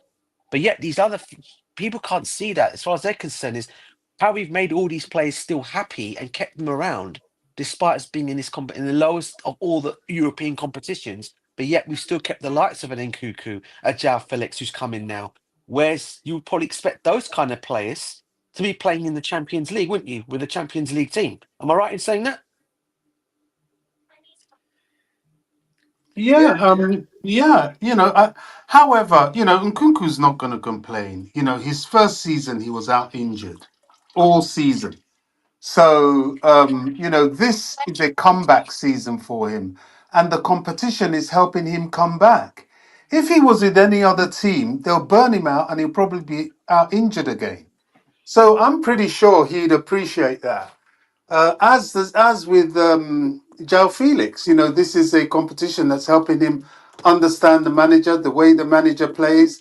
I think they're all fit and ready to really start to show themselves for the World Club Cup at the end of the season and hopefully the Champions League the next season. They can't be, they wouldn't have been, I think they're relieved not to have that pressure this season, to be honest. yeah. Let me adjust True Gooner because before the season start, right, we're on a stream, and I stand up proudly as a Chelsea fan, and which I should always do as a Chelsea fan, and which I will never back down, because I'm always gonna believe that my team can be there, even if we're not good enough at the moment. I will never doubt my team, and I never doubt Maresca. That's why I went to preseason games so I can see what the coach is doing, so I can understand how we're gonna look for the season. And yes, bro, I know I stand up proudly, and I told you guys I'm gonna be there, and I'm still gonna tell you guys that yes, Chelsea gonna be there for the next 10 to 15 years if we continue down this path with these young players. Because right now we're getting some of the best young players, not just for now, but even for the future. Our future look bright, and my biggest concern last season was the now. But right now, I don't worry about the now, and I don't worry about the future because I see where my team is developing, and I know that your guys been sliding away a little bit, but you guys have to turn to your Mikel Arteta, because he's the one make Arsenal is falling away, because he is too much of a Pep disciple. And I know that people are gonna say, yeah, Maresca is a Pep disciple too, but Maresca is his own man. He's not a yes man. He's his own man, and he's not more like a Guardiola. Even though he was there. And if you guys remember, when when Guardiola won the Tripper and the Champions League, Maresca was the man was leading the team in training with a lot of the tactical decision was Maresca, not Mikel Arteta. So therefore, Mikel Arteta didn't learn from the best. So for me, I think that Arsenal, if they don't get rid of Mikel Arteta, they're going to continue to fall away the wayside, and probably end up being a Tottenham. Anyone have anything to say on it, you can go ahead. I'm not shooting Arsenal down. I'm just saying, like, watching the games over the weekends, and not just this weekend, since the season started and even last season, you can see that Mikel Arteta is running out of ideas.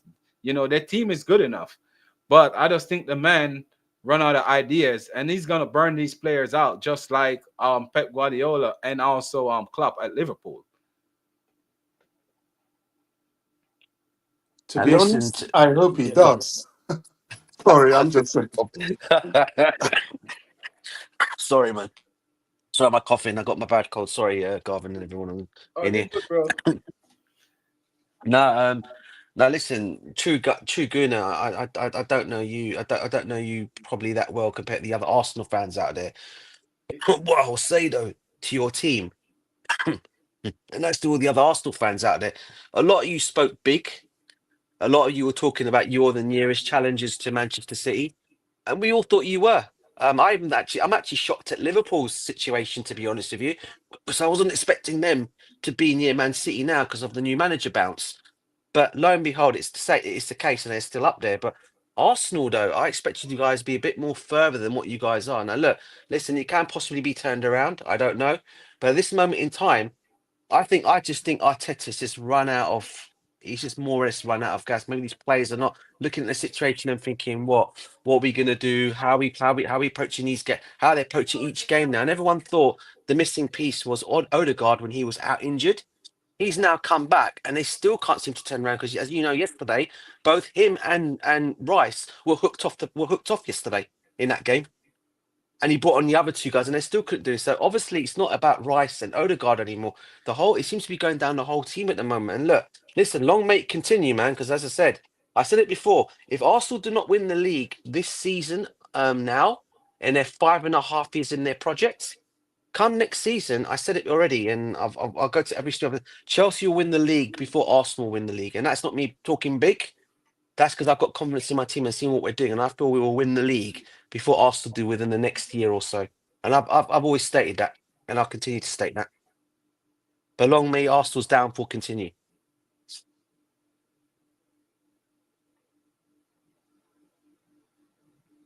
Anything you want to add to that, Ty? I mean, I'll just say, it's for us. It's so far so good. Remember, we're still in the first half of the season. We're still in December.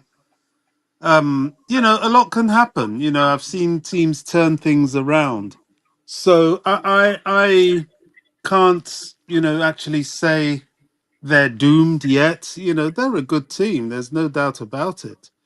Are they good enough to win the Premier League? Well, we'll see. Time will tell. Should we be concerned about them? I think we need to be just focused on ourselves. Make sure that we keep winning games. And come March, April, we'll see what happens. It's really just that straightforward. I don't know or particularly care what's going on with Arsenal. I think it's interesting that they were so confident. The thing with Arsenal, why I hate them so much, is their arrogance. They get so carried away over anything and everything. Look at how they reacted when they picked up Raheem Sterling. All of a sudden, Raheem Sterling was this sort of world-beating player. And, they just, I don't know, there's just something about that club and their fans that just turns my stomach. I've got to be honest.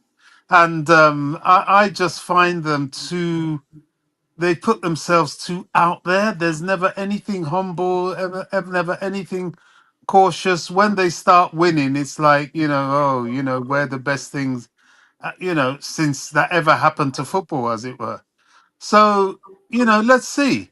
They are a good team. I won't take that away from them. But at the moment, if they're going to, the layer of the land has changed. The burnout syndrome is very real. And if you're unable to rotate your squad efficiently, you're going to suffer. Now, they have enough players to rotate. That's the funny thing about them. They have squad depth. They'll try and tell you they don't, but they do. A team that can bring off who was this player? Who are these players? Bring off somebody like Declan Rice and bring on Marino. Bring off somebody like Saka and bring on Jesus. Or is it they bring on Jesus for Havertz? And they have depth in that team. Maybe not of the same quality as their centre backs. That will be a problem for them because their two centre backs are indeed very, very high quality. And there are certain players that they're almost beyond rotation. That's always going to happen in every team. It's like Cole Palmer for us at Chelsea. He's relatively beyond rotation. Yeah, we can talk of João Felix, but is Felix a Cole Palmer? Not really. Very, very good quality.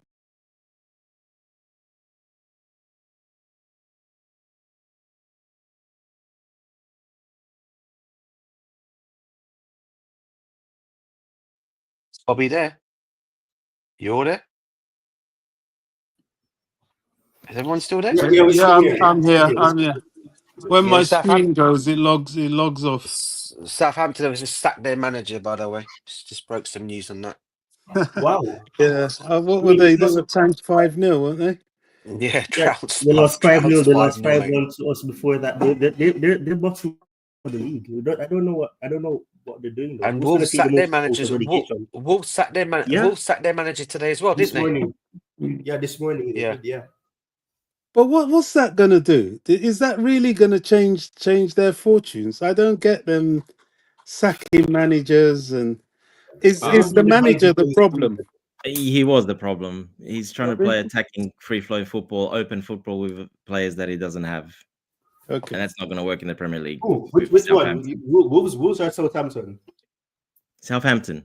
Okay, yeah, right, exactly, yeah, for sure. Yeah, it was always going to happen. You saw how they played against us when we butchered them, and Tottenham did the same. And everyone has been scoring against them for 4 goals, basically. It's just Yeah, you but can't they've play got like that with a EVC, team like that's that. the You don't next have the thing. players. And Wolves are going for Yeah. another Portuguese manager. They're going for a Vitor Pereira from that team that I think he's managing in the Saudi league. But I think he's got a contract to state he can come out of his contract. The buyout clause is met on his contract. So that's like he's going to be. He looks like he's going to go and be their next manager at Wolves. Vitor Pereira, that's his name. Okay. And I think I've seen what I'm seeing on the Southampton one. It looks like Graham Potter's the early runner for that job. From looking at Wow, the odds. really? Yeah. I think Potter will do well with them. You know, that's the sort of team and setup that he thrives under. Well, you know, in a way, Graham Potter came to Chelsea at the wrong time for him. You know, he came at a time where we were rebuilding, we were chaotic. You know, it was beyond his skill set to deal with the level of players we had, the number of players we had. You know, it would anybody would have suffered as a manager at that time. So, you know, I don't think he was cut out for us because, you know, the Chelsea job requires, you know, you need to be a certain level of character to do it. But somewhere like Southampton, I think he'll do well there, to be honest. And that might be his way back to football and maybe eventually the England job, although we'll see. So if they go for him, I think they could do much worse. Let's put it that way. They'll probably still get relegated, and then it'll be a failure. Okay. You shouldn't go for that job. You definitely should not go for that job. Not now. Not the state they're in. No. Okay. Okay. Just Yeah. saying. I don't. Apparently, Southampton fans I heard were leaving 1-0, 2-0, at 3-0. They all started to leave the stadium. Gave a load of rubbish gave a lot of crap to the board and to the manager. And then when the 4th and the 5th goal went in, it was triple that all. And they all started going out the door. So I don't know how much stayed on beyond. I don't know what crowd was left after the game. But yeah, it looks like their fans were leaving each time Spurs were scoring a goal. It's like it was getting smaller and smaller. The stadium was. That must Yeah, have you been can't some blame me. bad thing, man. Honestly. You can't Yeah. blame me. They've got 5 points and a goal difference of -25. Wow. So my yeah, they're days. going down for sure. Like, it's got to be someone that's going to come in and just like, yeah, really defensive and try to just Like get point by point. Even then, he probably like won't be enough, probably. So Big Sam. yeah, They someone need like Big that. Sam. Because you know, if they go down, they go down. It doesn't mind. Yeah. But Potter would be foolish to take that job now. That's basically suicide.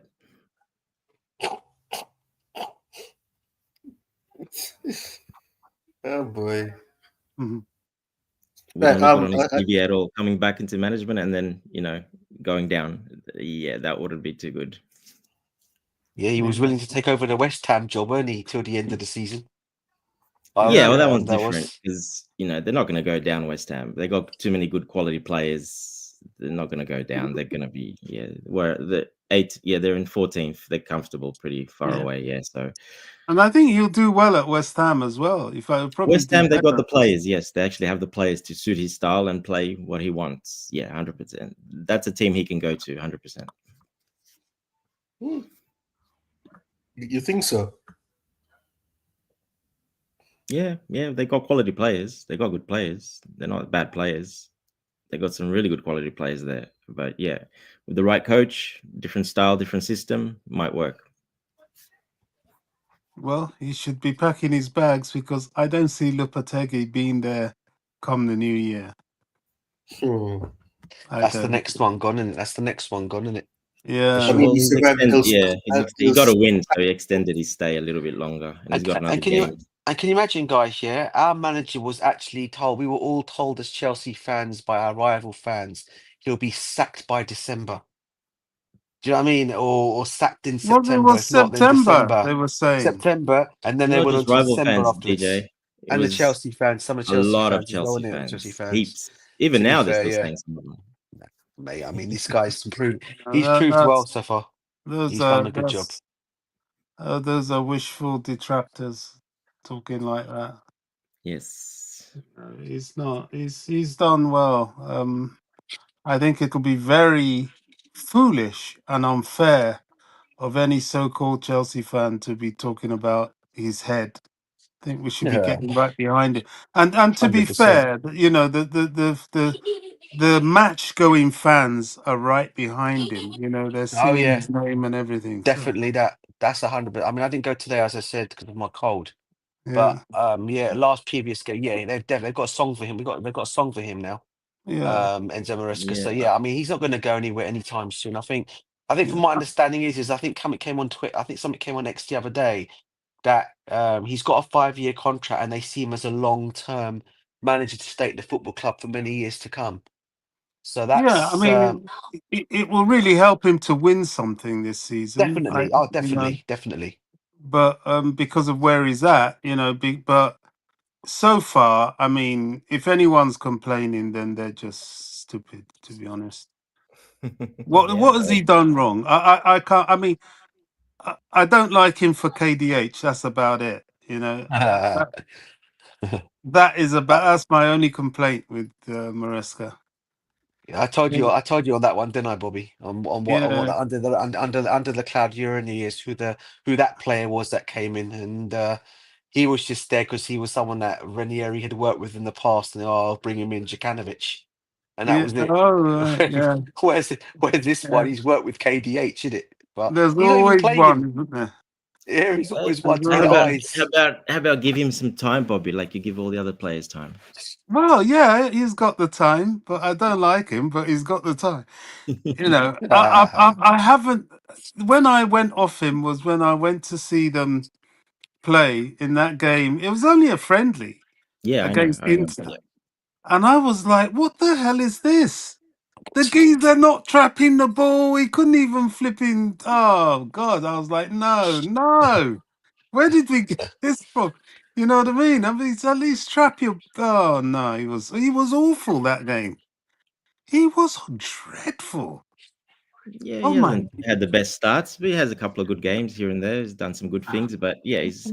I think he just needs more time to settle. It's a bit of a shock, all those players he came in and the quality, and there really isn't a room for him to play because of the position he plays. So yeah, it's Mhm. interesting one. But look, he might come in handy. He might turn better. We've said that a lot of players. Cucurella last season, it took him quite a long time, basically, to settle in. A lot of players they need a bit more Actually, time to settle in. that's very true. That's very true, and that's why I'm hanging in there. You know, I don't even want to judge him for his performance with Astana. You know, it was a freezing cold place, freezing cold pitch. I don't think anybody should be blamed for not having the best of performances. He didn't do too bad in that Um, game, to be honest. So yeah. To be fair, he He played all didn't. right in that game. Yeah. To be fair, it was okay. look, when I see him playing in his position and playing with quality players around him, as I mean, the first team he's got, then okay, if we see him really struggling, then maybe. But it's a bit hard him not really playing, just playing, with the conference team, some players, the positions. He hasn't played in his true position not once yet this season. So yeah, he played at Leicester all season in that 10 position, yeah, but he's not going to get a hero ahead of Palmer, Felix, even Nkunku's played there over him. So yeah, he hasn't played at all in that position yet. So I think when I see him there and he's really bad there, then maybe no. But yeah, he's still got the qualities. He's still got technical ability. It's just I think he's just a little bit overwhelmed. You can see he's trying too hard. I think you can tell. I can tell that he's trying a bit too hard to impress, and that's not working for him because that's not his natural game. So yeah, I think he'll be fine, and he might actually come very in handy. If we get a couple of injuries, well, he might come in very handy. Oh goodness! You know, I'm old school. You know, I don't like seeing my midfielders bullied. You know, I watched when a little bloke like Dennis Wise can stand his own against people What a like player. Julian Dix. Remember What a Julian player. Dix of West Oh my Ham? days. Yeah. Yep, yep, Remember yep. him? That's a Was he different even time, a Bobby. footballer? Oh Was my he even days. a footballer or was he a boxer? I don't even know what he No, was. there was He some might be rough very guys much back then. he was West Ham's Roy Keane, wasn't he, Bobby? Oh, another one. But but little Dennis, he stood his ground. He wasn't bullied. If anything, he was the bully. To be He was Oh a honest, bully. yeah, Yeah, man. that's different. Very you see different, what I Bobby. mean? Different time, different players. You don't. There's not It many of is those players different, around anymore. Who can you name but that's like that? There's not many. still, there's certain principles that are the same, and you're a midfielder, and people bulldozing you left, right, and centre as if you're Yeah. some. He's a 10, Bobby. He's a Do, 10. The 10s. do you Look at know? Palmer. Palmer's not strong. He can get bullied off the ball with a bit of physicality, no problem. Players But can get he's bullied slick in that though. position. He's slippery But and you know what? slick. So Yeah, yeah, so Dennis yeah. you He's got to catch more him slick. Yeah. first, and usually you can't catch him. So Dennis Wise spats guys with mainly Paul Scholes and Nicky Butt.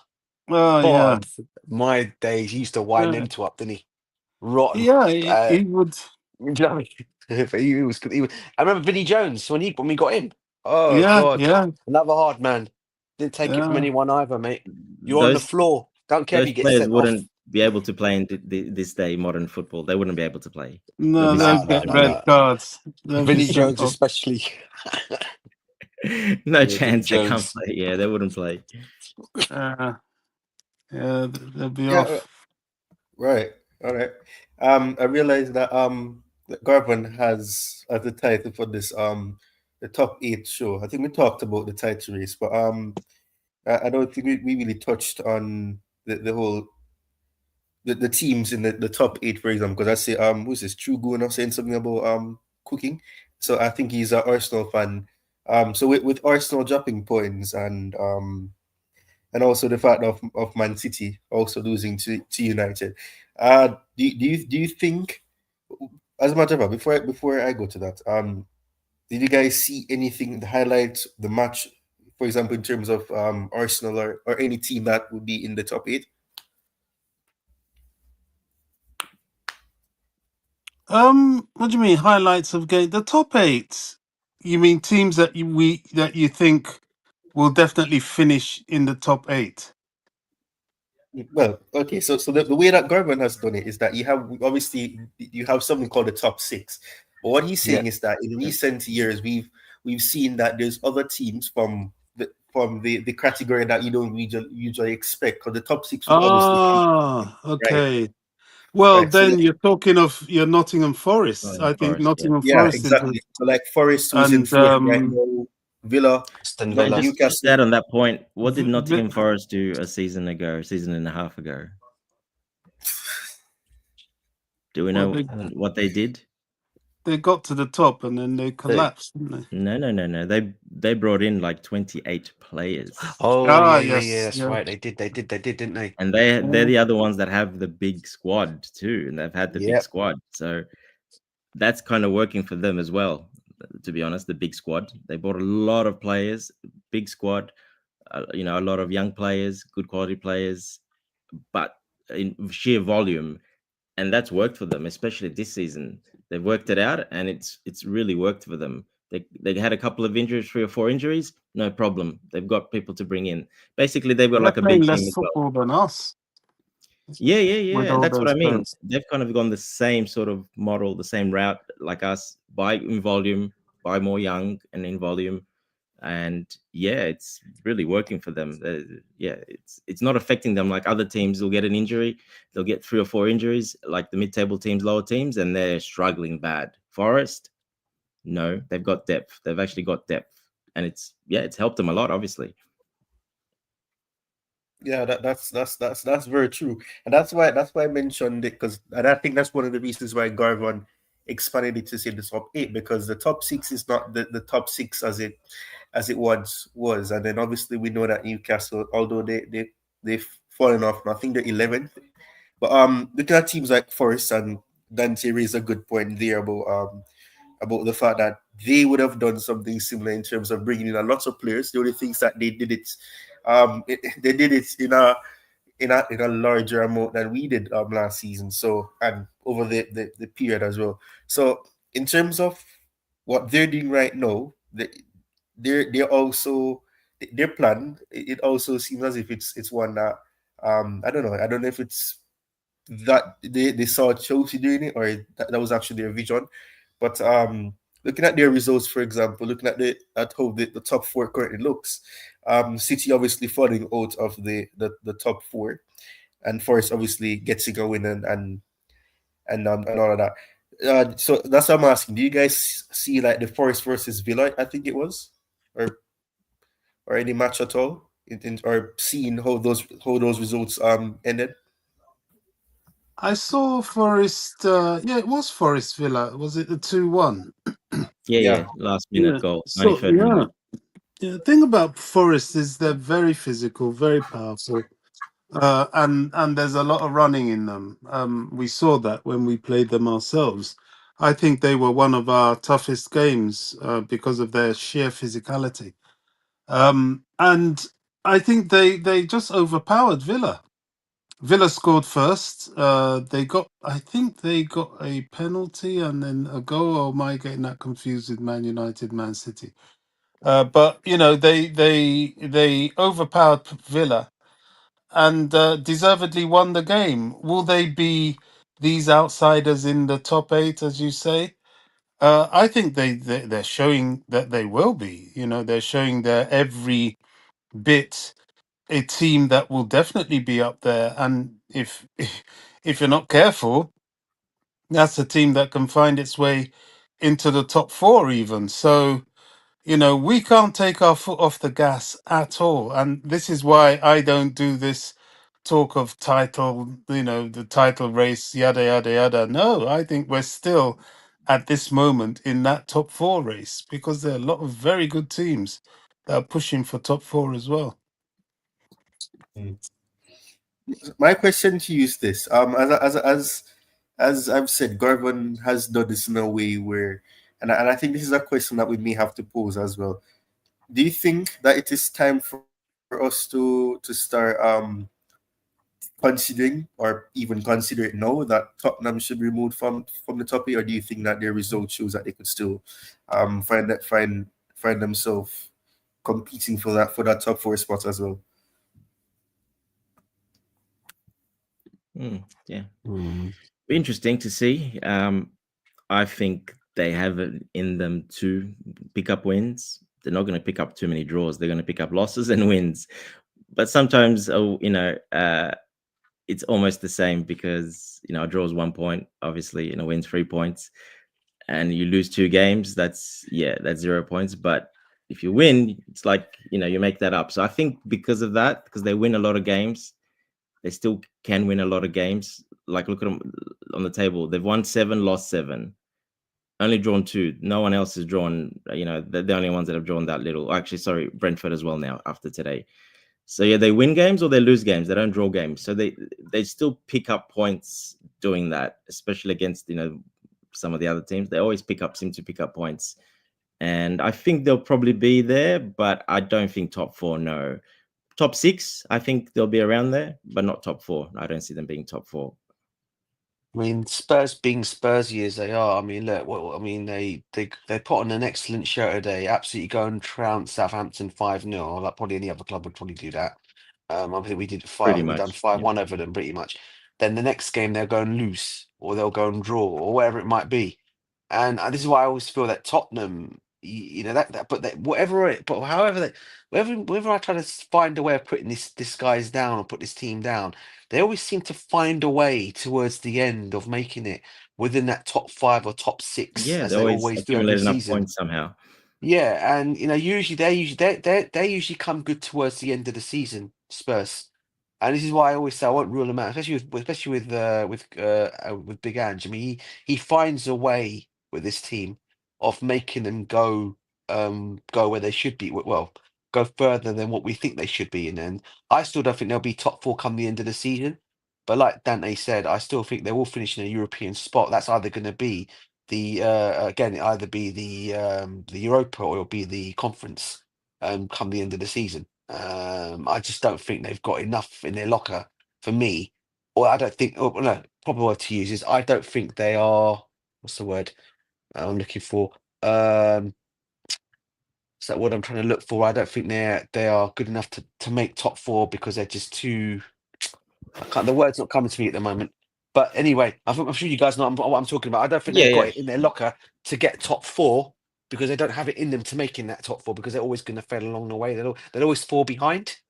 So I still think they'll finish in the European spot, but it won't be. It will either be the Europa Cup And they haven't got a or big the squad, to conference. be honest. They got very Yeah, bad depth, and we've seen yeah, that this year.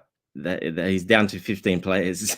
yeah. He's got And no Daniel one. Levy being Daniel Levy, he won't go and spend the money in January. So they're going to be where they are come the end of the season. Yeah, so I think that's added to the slower start as well. But the style of play, of course, Ange, how he plays. Look, Yeah, Ange is a very good manager, in my opinion. I've seen him in I think Australia. he's a good manager. He's won everywhere he's gone. He's got the right attitude. I just think he's at the wrong club, to be honest, because they're not going to back him, and they're not going to sign the players he actually needs and wants. So I think he's gonna leave. I think hopefully he leaves. I think he's too good for Tottenham. He should probably leave, but yeah, he's still got it in him to get enough points for them to get a European place. I think he'll do that soon as when they start getting players back, and I think they'll do that. And I think next they're playing Liverpool, so we'll support them against Liverpool to get at least a point, or maybe all 3 points would be nice. Danny, did he not turn around and actually say that he's not going to leave, that they'll have to sack him? Did he Yeah, not yeah, say he's that not recently? that He did, kind of didn't he? guy. He's a proper Aussie guy. He's not gonna Yeah, give up. He wants yeah, to win. This is the first time yeah, he hasn't won. Uh, yeah, so you've seen him many interviews. He's yeah, straightforward. He's gonna say how it is, yeah. and Straight to the point. even he said the mentality of Tottenham. He was in interviews. Is not where it should be. They're not a club that have high ambitions, and Yeah, I can see that's why I can see him leaving just because of that. He's just gonna give up, and yeah, I think he'll stay this season. I think he'll stay, but at the end of the season, if they don't actually, for what he wants, the players he needs, not the players that Levy wanted or they wanted for the future investments, no, because they bought 18-year-olds and 17-year-olds this window, and just Solanke, but Solanke is not a striker for Ange. It's not his style of striker at all. yeah. So, yeah, I have no idea what they're doing there, but I think he'll be gone at the end of the season, in my opinion, because he'll see that now Tottenham's a lost cause, no chance. Lost cause.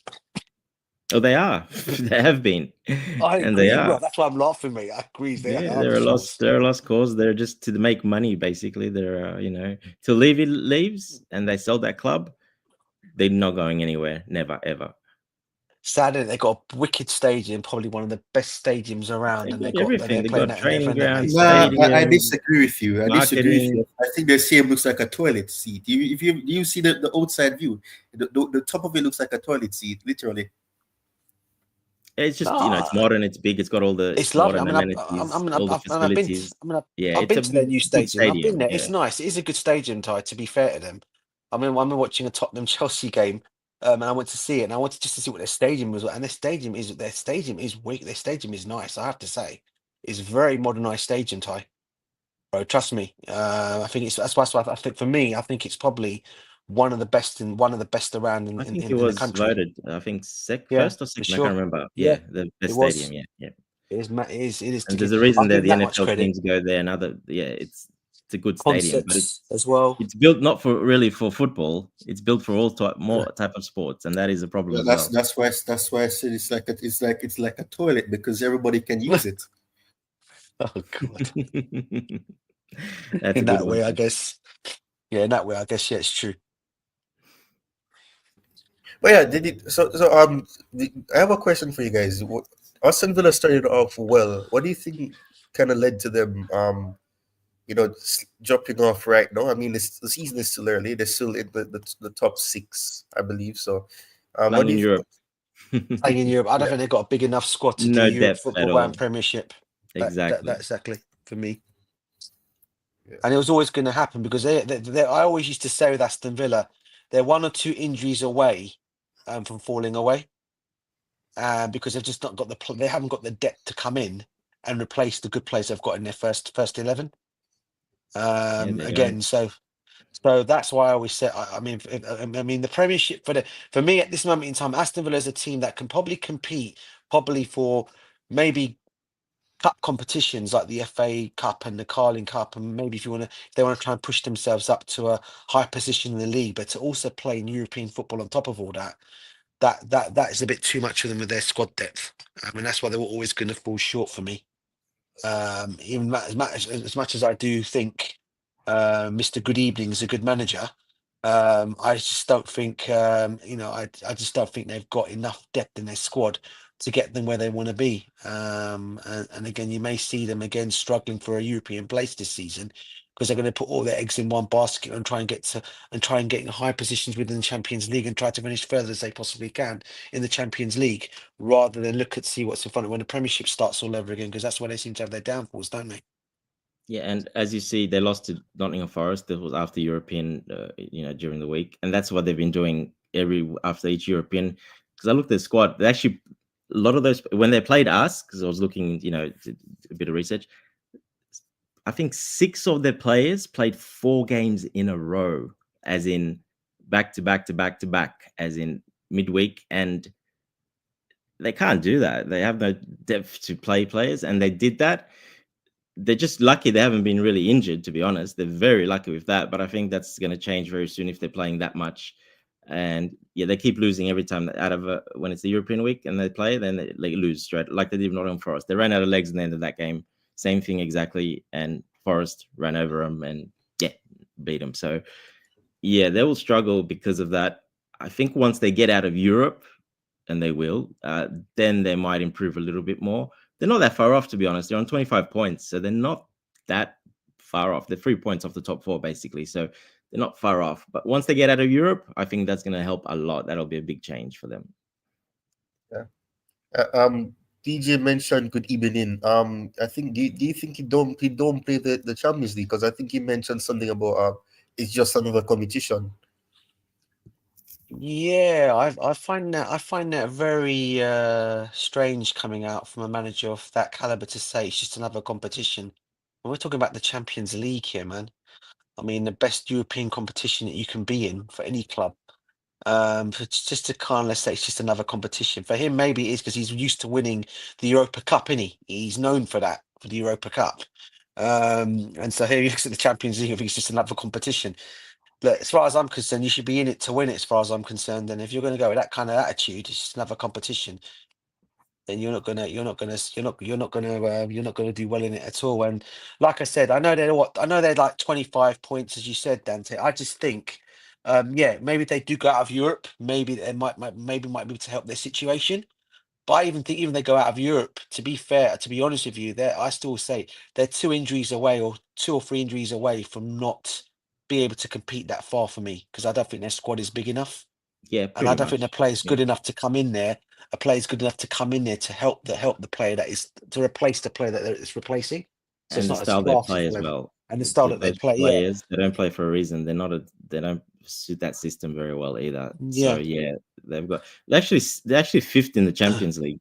So they're yeah. actually doing pretty well in the Champions They are League, doing pretty well. albeit not the toughest group, but they're 5th in the Champions League. So And they're it's just almost another pretty much competition. guaranteed a qualification if they win one more game there. So Yeah, let them go further. That's fine. That's going to hamper them even more. yeah. And they'll be sad if they'll go further in it and they don't win it anyway. I don't think they're going to win it anyway. But But they're not going to yeah, win it. No, they haven't got the quality to win it. Yeah, no, not even close. Yeah. Well, I think So, yeah, just before you go ahead, yeah, just reading Enzo Maresca's press conference. I'm not sure if you guys said, like, I want to just touch on this, what he said. Maresca on being close to Liverpool. I'm not sure if you guys touched it when I wasn't here or not. Did you guys mention it at all or not? no, to be fair, I've not even No, seen it, bro. All right. I've So not he I even haven't said, seen it. seen it. so Maresca, this is quoting on being close to Liverpool. He said, no matter how many games we win, I think we are not ready to compete for the title. One of the reasons why is that I think those other teams know how to compete to win titles. They won't concede the goals we concede, like the one today. I think that's That's an ironic interesting because comment. Liverpool conceded a goal similar to what we conceded, and the reason Robertson got a red card was because of a mistake that he made too. So I don't know, but I hear Maresca. I think he's trying to downplay too much to say that because Liverpool made that error. That's how Fulham even got the lead in the first place. I don't know. That's strange. Strange. That's very Yeah, a strange. little bit interesting comment because that's basically he's pointing out that goal. So, and for me, whose fault that goal was mostly for me, it was Colwell. So he's having a little bit of a dig at the defense there, to be honest. Not sure how they'll take that, but look, it's deserved. But I don't know if he should have said that. But hey, it depends what reaction he gets out of his players. But he's definitely thrown them a little bit under the bus there by saying that one.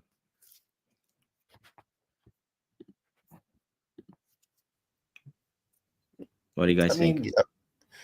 Yeah, I think that's kind of harsh.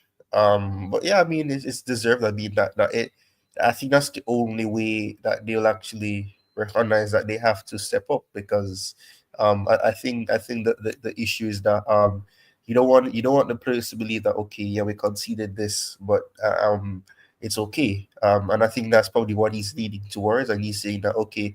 I don't know. To me, I'm trying not to believe that you have the players starting to believe that okay, we can actually do something, and he's trying to downplay it to some extent by saying that okay, if you want, if you think we're in a title race, we would be conceding a goal like that. I don't know. At this point, there's so much avenues you could take with in terms of the way that he said it and why he would have said that as well. I don't Yeah, see anything wrong with it at all. yeah. I You was going know, to I say thing. what I like about Maresca is that he says it as it is. Sometimes we look to be too PC, too careful about everything. Sometimes it is what it is. And he was very right. You know, this is not what you expect of a team that is primed and ready to sit at the top. You know, conceding a goal that clearly was due to immaturity, errors, and that's what he's focusing on. And he's focusing on improving his team and his defenders and his developing players game by game. I see nothing wrong with that statement at all. I think he's really keeping it real. Yeah, I go along with what Bobby said as well because I think when they're doing their training in midweek and they're more or less trained up for not conceding a goal like they've gone and conceded, but yet they've done so much training on that and they've gone and conceded a goal exactly like how they've been training not to concede.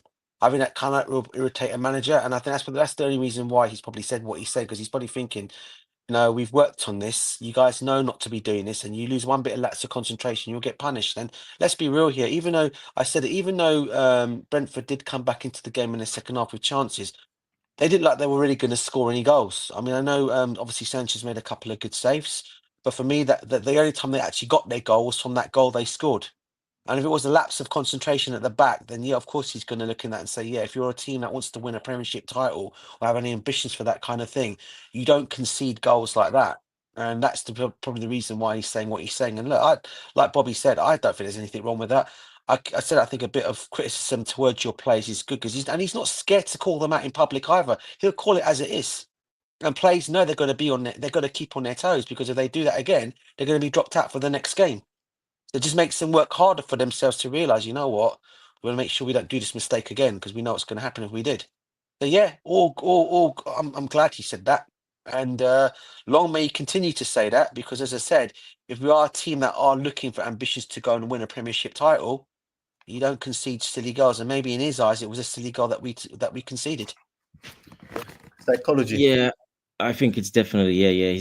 It's happened too many times this season, and he saw it again, and obviously he's called it out.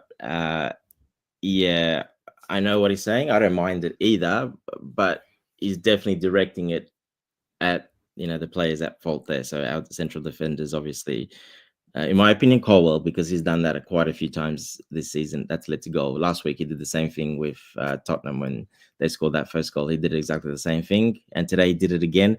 And I think they have probably tried to work on that.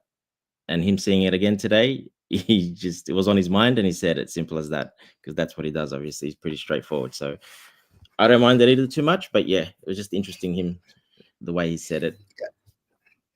And you know what's funny about that as well, Dante? I mean, this is what I said last week as well, because I'm saying that yeah, we won the match, but at the same time, you have the defensive issues that needs to be that has to be ironed out, because I mean, we saw what happened. The only thing that worked for in our favor is the fact that it was so late in the match, and at that time, you could see that bodies were getting tired. So Brentford had the momentum, but at the same time, we were still able to defend well. I think we were trying to be strategic as well. The whole foul, quote unquote, on Kukere, I think that was. I don't think that was actually a foul. I think he actually. I don't know. I don't remember what happened exactly, No, it but wasn't a foul. I don't think it was a foul. I think it was a case of just Kukere running into the player or something like that. He just But it's ran good. It the worked. guy's 6'4" and Cucurella's tiny, and he just ran in, and yeah, that shouldn't be a foul, but hey, it is Yeah, what it is. yeah. David The referee Luiz. saw him go down, hold his face, and he called the foul. So Yeah, you remind me of David Luiz. When David Luiz went down, everything is that Kukre wasn't laughing. He was just lying there for it a was good minute. cheeky from him, and I think maybe he gave me how he gave him that yellow at the end. Could have been something to do with that. He probably found out, or so after, they might have told him in his earpiece, that wasn't really a foul. He kind of embellished it. And yeah, and he was right there. He's like, "Oh, I'm going to give you a yellow at the end, another yellow, send you off. You were being too annoying." Because the refs do Yeah, talk. They talk all the no, time, and they say, I "It's not a good. He didn't make a good decision." But they can't change that one because it is just foul. But they can tell him, "Look, he embellished it. He dived. Basically, he just went down. There's nothing wrong." And yeah, something like that, like he got the yellow at the end. He just put himself in the wrong position. He came in between the player and the ref there at the end, and the ref is like, "All right, too much. You're annoying me." He probably had that in the back of his mind, and he just gave him a yellow because it wasn't really a yellow at the end. He shouldn't have got a yellow, but wrong Yeah, time, wrong place, and yeah, he should know better not to get involved. Don't go in the referee's face and the other player pushing him around at the end. You might get another yellow. So yeah, he needs to work on that. He's a bit too hot headed. yeah, he does it a lot. He always rational. goes It's up and rational, talks is to the referee for sure. Always does it. Yeah, he's just too much talking to the refs and assistants on the side, and he's got so many yellows doing that. He needs to cut that out of his game. He's a senior guy now. He's one of the more senior players, more experienced players.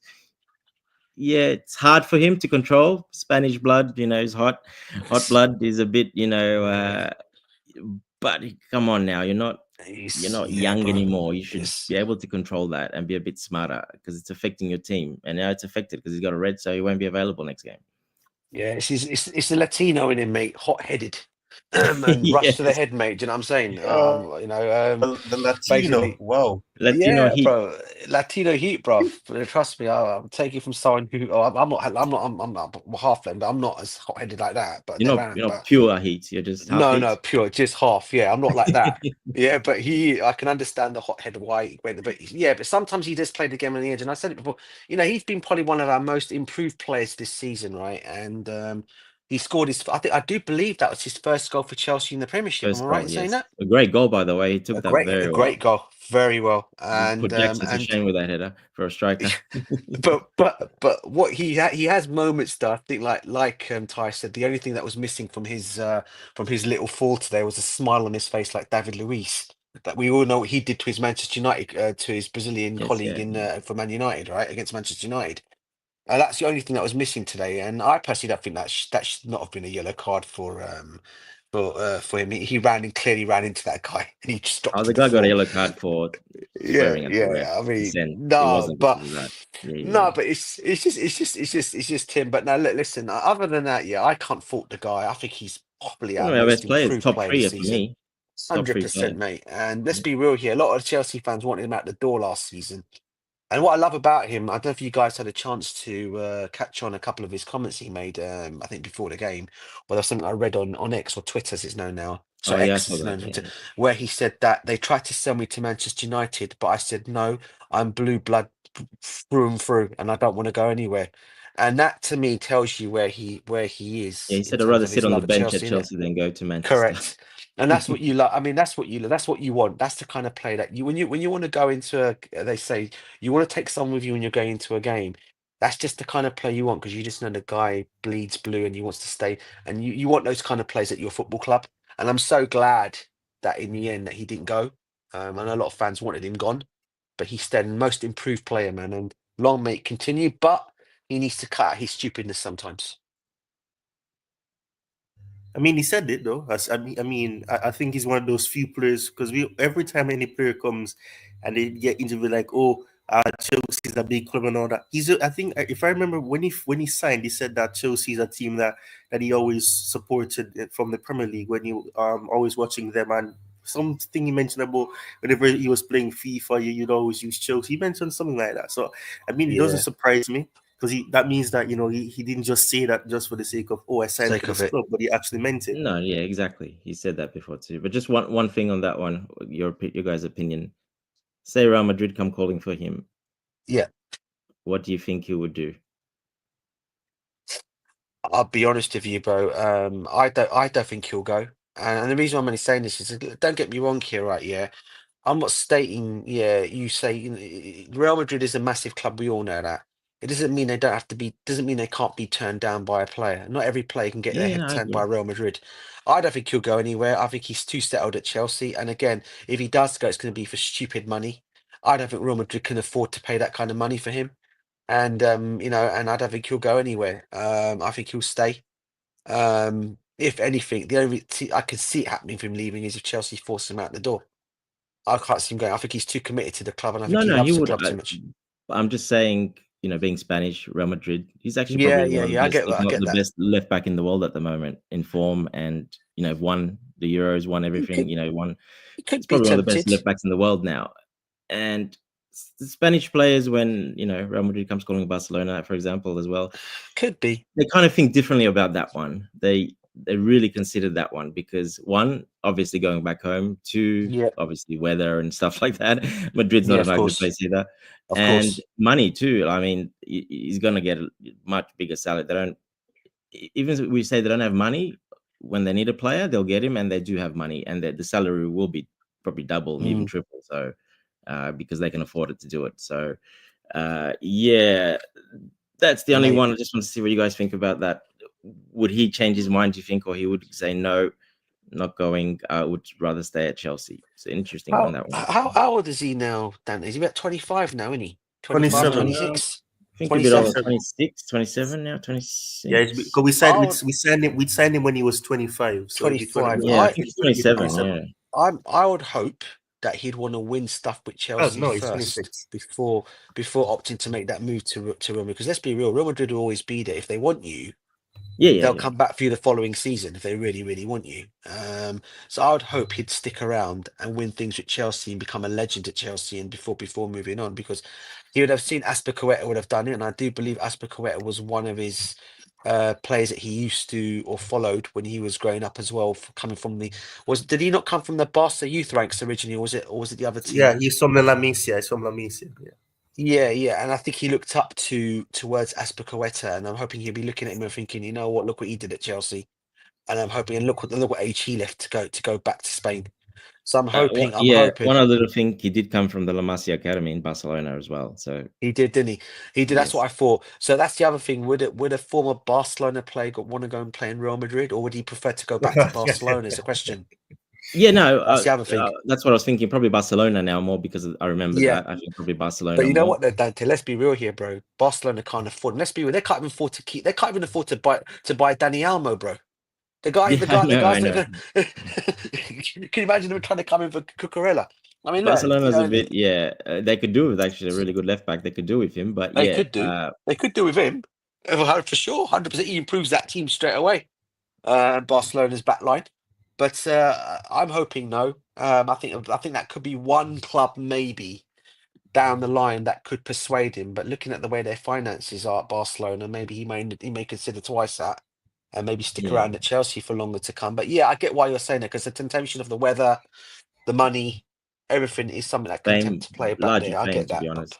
Yeah, larger I fame. get that as But well. yeah, his country, he's won with And Spain. And usually those clubs go for the Spanish players. They go for those players if they yeah, win. Yeah, so that's just thinking. Yeah, he might be tempted by that one, but yeah, hopefully not. But yeah, I could see that. I probably wouldn't blame him either, to be honest, if that was the case. Yeah, if sometimes it's, and especially if we win as well. So we've already won, then yeah, it's easy decision for him. He's actually won something with Chelsea.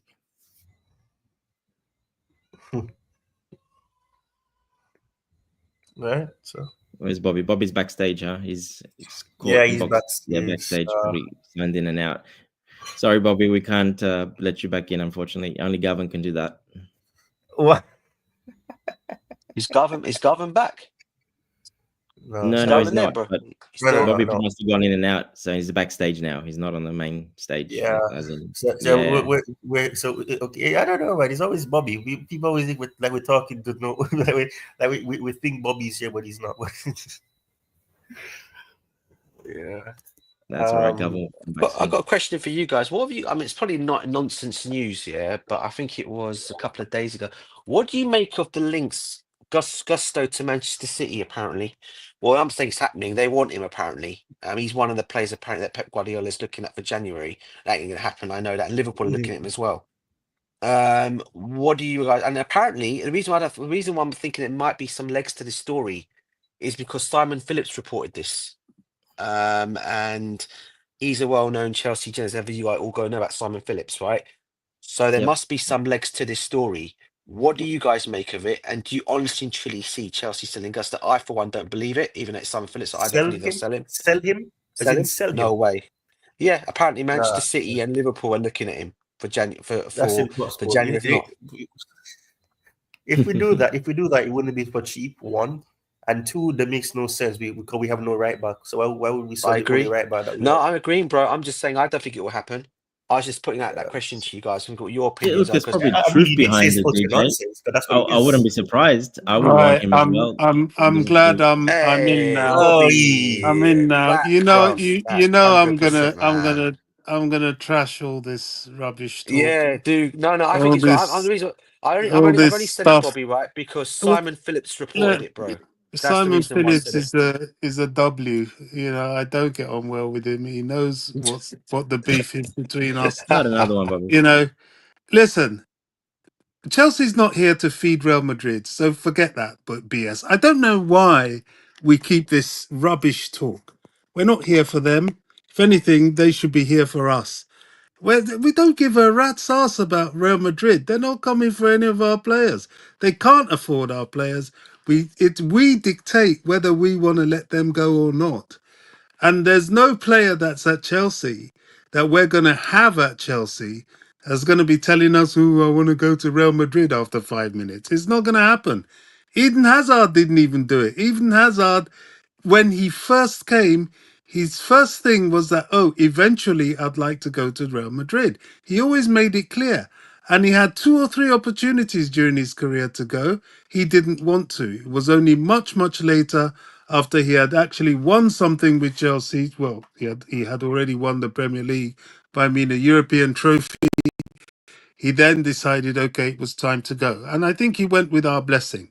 Every fan, we were sad to see him go, but I think we all gave him our blessing when he did go. So I don't want to hear about Real Madrid. They're not an issue. If anything, they should be scared of us because when we get back into that Champions League, they've got a real problem on their hands. If you notice, Chelsea's always been that team that's been a bogey team for them. We've given them many a bloody nose in Europe, Cup Winners' Cup, Champions League itself. They don't like playing against us, as does teams like Bayern Munich and Barcelona. They don't like playing against Chelsea. They're relieved we're not there. And when we come back, we'll terrorize them again. So to hell with Real Madrid and their talk. As for Gusto, that is laughable. I'm not even going to answer that. We're not going anywhere. What I did want to jump on for was I've just listened to Maresca. Look, as I keep saying with this guy, when he talks, believe him. He keeps it 100 all the way. He spoke about he feels that a team that is ready, he's not saying that we can't win the league, but he's just saying that a team that is ready to win the Premier League should not be giving away goals like we did a minute towards the end. After that, he praised all the players. And then also, he mentioned the fact that they keep coming at him about this big squad, big squad, big squad. He said, listen, mate, when he came to Chelsea, he has only ever been working with 24 players. Yes, there were other players than that, but that's not his business. He's got his 24-man squad. He said if any other team in the Premier League has been able to register more than 24 players, he doesn't know about it. All he knows is what he has. And if that means he has a big squad, then yeah, he has a big squad. But that probably means that everybody else in the Premier League has a big squad. Why do I speak so strongly about these things? Football is mental these days. People use these things to build up a negative impression of Chelsea. They swirl it around the media. These things stick. It's like the things they were doing about the ownership. Oh, the owners are all battling. Oh, there's a problem here. There's a problem there. It's all destabilizing. They want to destabilize the team. If we can get that picture and understand what that's about, we'll bat it away like Maresca does. Maresca has no time for that. And he's actually telling the truth. You're only allowed to register 25 players per team in the Premier League. Chelsea have no more than that. Now, if you did not pick the type of players you want in your 25, that's got nothing to do with Chelsea. That's on you. That is 100% on you. So all this, oh, you have a big squad, oh, you're this, you're that. We're not having it at all. At all. Oh, you're now champion, was it Premier League contenders? We're not having that either. We've got the youngest squad in the Premier League, the youngest, bar none by far. We are building. If by some miracle we manage to win the Premier League, of course we'll take it with both hands. But for this point in time, no matter how many games we win, which is what he's saying, he does not feel that we are yet that team that you can say, oh right, okay, they're really challenging for the Premier League. Yeah, we're 2 points behind Liverpool at the moment, but anything can still happen when we don't yet have that character. And he's right. The conceding of that goal is not the character of a champion. Can we get over it? Yeah, we can work on it and we can get over it. But for now, no, we can't be talking like that. And he's 100% yet right. So for me, to hell with Real Madrid, to hell with Man City, to hell with talking of the title. My focus is us every single game. And so far, so good. So glad I could come back and say that. Yeah, I can feel the We excitement missed most of that, Bobby. the You joy. cut out. What were you saying? No, I didn't cut out. I know I didn't this That time. he's trying to. That is Yeah, winding he's me up. cheeky, man. He's cheeky. I'm telling you, every word that was said was heard. Yeah, I know I didn't cut out this time. Can I just say something though? Say I'll ask you guys a serious question. I'm asking you guys a serious question, right? Yeah. Okay. If Chelsea, by any miracle, were to win the Premiership, Bobby, Wow. Wow. Dante, Garvan, and also Ty, right? Okay. If we were to go and win the league, do you think that's an embarrassment on Liverpool and Arsenal that we've actually gone and done it with this squad? Because I'm hearing a lot of Liverpool fans saying, "Oh, Chelsea cannot win the league. They can't win the league." All the crap because of the players that we've got in the team, and they've got probably what I'd call the more established players, your Arsenals, your Liverpools, and your Cities, to go and win this Premiership. But if Chelsea were to go and do it with the squad that we've got, is that an embarrassment to everyone else, or is that just a team that has improved a great deal under this manager? And for I say under the ownership, okay, and we've actually gone and won the Premiership title with everything against us. Do you know what, DJ? This is where I'd like to believe that as Chelsea fans, we differ from a lot of other fans. If it was like Liverpool or Arsenal in that sort of position, they would take the former and say, look, it's an embarrassment to the rest of you. We've shown that we can do it and you're just flops and that sort of talk. But no, I would take it as the latter. You know, of course I'll be extremely happy that we were able to do it, but being less of, I wouldn't look at it as an embarrassment to the other teams. I would just look at it as the success of our project. Do you see what I mean? Yeah, I would agreed. never look at the other teams as if they were any worse or, you know, and slight them. Oh, look at you. Look how foolish you are.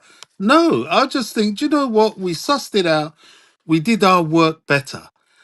Honestly, hand on heart, that's how I'd look at it because I still have respect for their abilities. That's why I'm cautious of saying we're in the title race. You know, even Man City, you know, they could find form and go on a stretch of wins. Same as Arsenal, same as Liverpool. They because they've been there already. They've been together longer than us. So I'll always respect them, and if we manage to do it, then gosh, it will be one heck of an achievement. It really would, and we'll be proud of it forever. But I wouldn't slight the others. No, I wouldn't.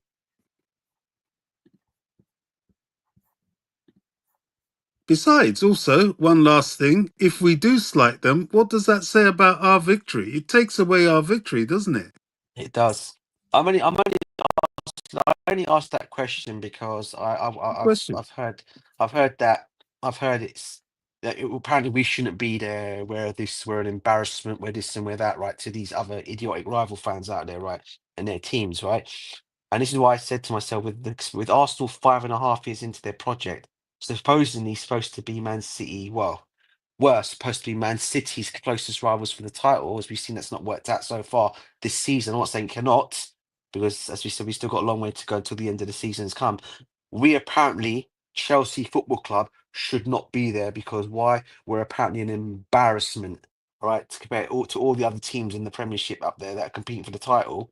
We're the embarrassment of them all. And if we go and win it, it'll look, you know, it'll be, we shouldn't, to the rival fans, we shouldn't even be there in the first place, and there'll be a complete blank on them for us to have done that. That's the only reason why I put that question out there. I personally don't think we're going to win it. I said it already, but I'm just saying if we were to go and win it, what do you guys think? I mean, I don't think is it an embarrassment to the other teams? Because they're thinking it is because of where we are in our project, and we shouldn't be nowhere near a title. Because as you all know, a once famous manager said, "You don't win with kids."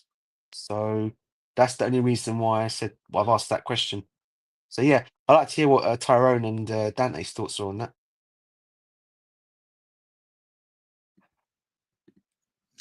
Yeah, DJ. I think it'll probably be an embarrassment for Arsenal. That's for sure. Like exactly what you said. Phase 5 or 6 or whatever it is, spending quite a lot of money actually as well. They've spent pretty much, I think 700 million or something, 800 million Arteta. So yeah, spent a lot of money. So yeah, for them, especially being up to the last 2 seasons, finishing second, yeah, 100% it'll be embarrassing for them. Man City, yeah, not as bad though. I think Arsenal's the one. Liverpool, not that much either. I think Arsenal's probably the one that would. And I think that if we do finish above them, doesn't matter if it's first, second as well. I think third doesn't matter, and they're fourth or whatever. I think yeah, Arteta's gone. I think that will be the final nail in his coffin for from the Chelsea Football Club if we finish above them. If we win the title, then it's 110% he's gone. But yeah, I think for them it would be quite embarrassing for Arsenal, 100%, and their fans especially. But that would be very pleasant to see if that happens.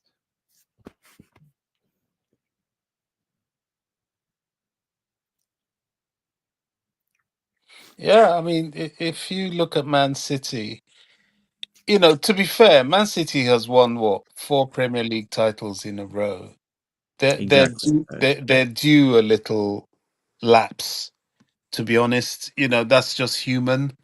I wouldn't be surprised if this season they don't do anything and struggle to remain in the top four. It's natural, it's normal. There's a Yeah, point they need at a mini which rebuild to get back up there if they need to. They have to rebuild a little bit. They definitely need new players. exactly. You know, you can go stale if you're winning all the time.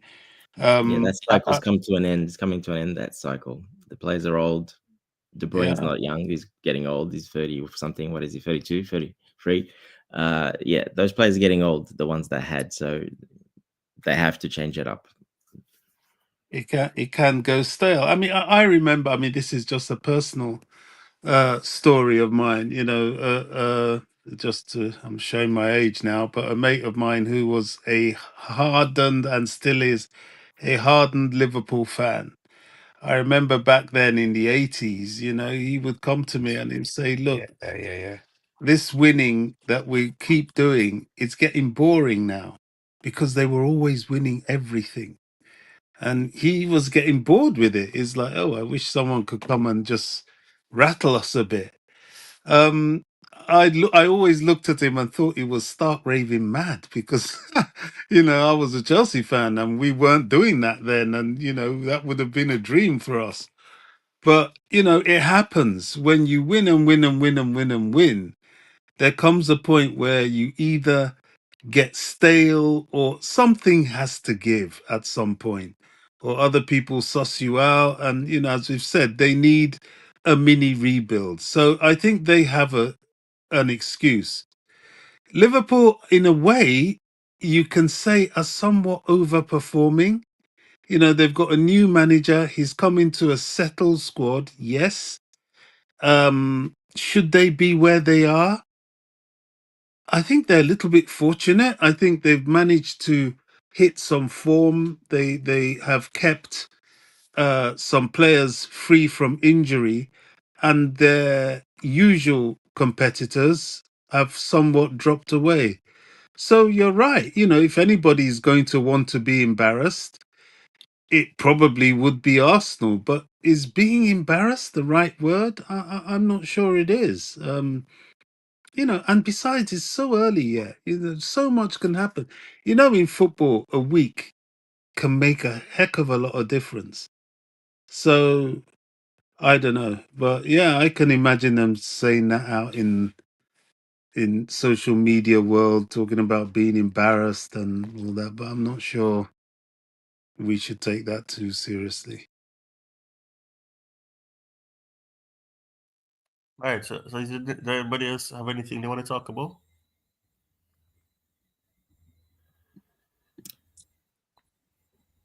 Nope, not really. I think we No, covered quite think a bit. Yeah. Yeah. Who was the yeah. who got the man of the match? Sorry. I think Cole Palmer Again? again. I think Cole Oh, Palmer got man of the match. that's hilarious. That's No. hilarious. Again, he wasn't Yeah, that good. I know. He was I know. good, but he wasn't like a man of the match. Caicedo, easy for me. I thought Caicedo was. I would have thought Caicedo, mate.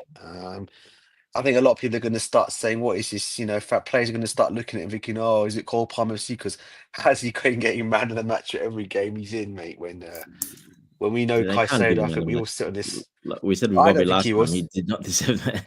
And Yeah. again, he's getting it for again. He didn't really do too much. He wasn't bad. He was pretty good. Linked up the play, broke lines, good dribbles, take ons. But yeah, I think Caicedo had a way bigger impact on that game than he Let did. me. I'm just trying to double check to see if that was the case. I heard Cole Palmer being mentioned, but let's have a look. I'm just going to I check haven't and see seen it yet. who That's was why I'm man of the asking. That's one match. thing Let I me have a haven't. look. I saw someone saying Cole Palmer, but let's see who was man of the match. Just for who was. And also different Uh-huh. networks and stuff. They have different man of the matches as well. So Mm. I'll check the one in Australia. Let's see.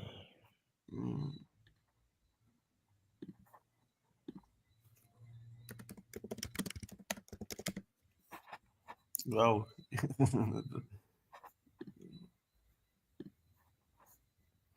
Caicedo got it in Australia for the Australian network. Yeah, at least somebody's being a bit sane about things. They give it to Palmer every week, then it's getting silly now. It is getting silly, especially the performances are not there to match that. When there's other players that are more deserving, not to Yeah. say Palmer's, but for his high standards, he hasn't had that good of a game, that good of games to get man of the match. Because there's others that way outperformed him. Like I said it today was absolutely everywhere. Creating, breaking up, especially defensively, and all over the pitch. Basically, covered the whole. I think every blade of grass on that field today. Because he was that lone DM as well. There was no inverting today. There was no one inverting. It was a right back, left back, no inverting. So he was a lone DM. So he had a lot of extra work to do. Yeah, you guys remember that against Man United where other players were better and Cole Palmer still got man of the match. Yeah, it's getting silly. It really is.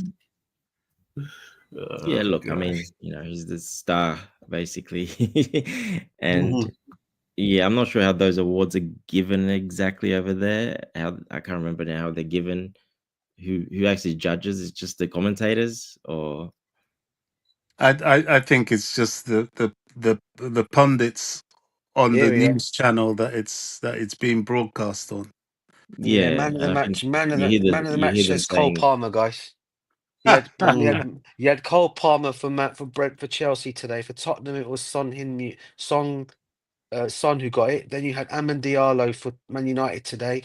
course, fully deserved. Ismail Sarr from Crystal Palace. Gibbs White for Nottingham Forest.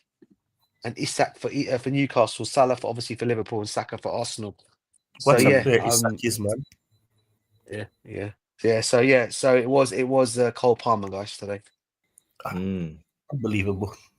Yeah, it's getting a bit hilarious now, isn't it? It could have been Like saying it for me. Sanchez, If he didn't concede, probably would have been Sanchez. Yeah. Because Sanchez Could have been Sanchez, but I think Caicedo was way too good. Yeah. Sanchez is not far. I think he was one of them that was really, really good, that kept us in the game so they don't equalize and come back. So he was very important, but not. I think It reminded Caicedo, me of Mendy. especially Reminded playing me of alone Mendy that game in when that he won sort of 1-0, the position. save. yeah. This is Yeah, he's probably even more deserving than Palmer as well. Even Sanchez. That's hard to say, but he probably was more deserving than Palmer, to be honest. Unbelievable. Nobody would expect to be saying that.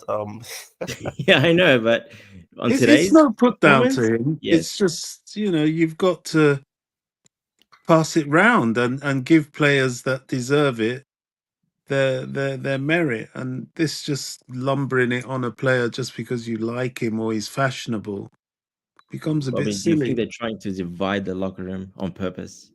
It could be partly that. It could, but then there's some.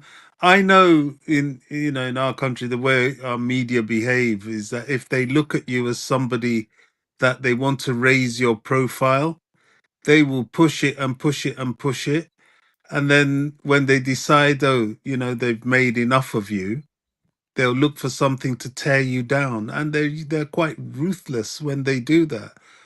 And that's my fear with him, because he's just that type of player that they did it to David Beckham. They did it to Paul Gascoigne, although Michael Gascoigne more or Owen. less deserve it. Michael Owen, they did it. I hate that too much publicity. They just Especially because he's English as well. I mean, he's always going to get way more because he's actually English as well. Exactly. It's fact. It's nothing to do with whatever, but it's true because he's English as well. That adds another layer on top of that as well. And they're brutal. You're English. They want to make you the best, but they will also tear you down ruthlessly if they can get a headline out of it. They did it to Stuart Pearce. Do you remember that when he missed that World Cup penalty? They destroyed him after building him up so much, and it's Rooney, horrible. another one. Yeah, Rooney as well. So I Alan don't like. Shearer. Yeah, Shearer. Yeah, when he hit a little goal drought, they tore him to pieces. So I don't like all this too much publicity on Cole Palmer. I really don't. I don't think it's good for him. I don't know. Yeah, and Well, he's got to do a lot more work off field because of it, as in sponsor. I see him doing so many collaborations now, and he's even trademarked some stuff for himself, like the Cold His Palmer and the his celebration. goal celebration. And yeah, I see him everywhere, like on all the big brands have signed him up. So he's got to go and do a lot of work. That's what happens when you become that big, obviously. So yeah, But that's is that's a that little bit him of a or is distraction. that And is hopefully he that doesn't care too is that much. is that him or is that Chelsea doing it? My No, that's his understanding. personally ones. Yeah, Really? he What? signed up for some personal ones, not with Chelsea. No, it's not part of Chelsea. Those ones. No, it may not be with Chelsea, but Chelsea's commercial team will be commercializing him. That's what I'm hearing. Oh, In maybe. Yeah, order to, could be. Yeah, could be. But uh, I've seen him Mm. like a lot of big brands have signed him up as an ambassador. A lot, mm, like we're talking the biggest sort of clothing brands and everything.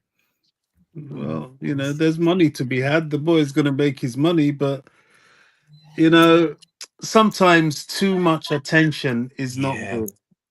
It could go two ways, couldn't it, Bobby? It could either Yeah, take you on the up, or it could ruin your career as well.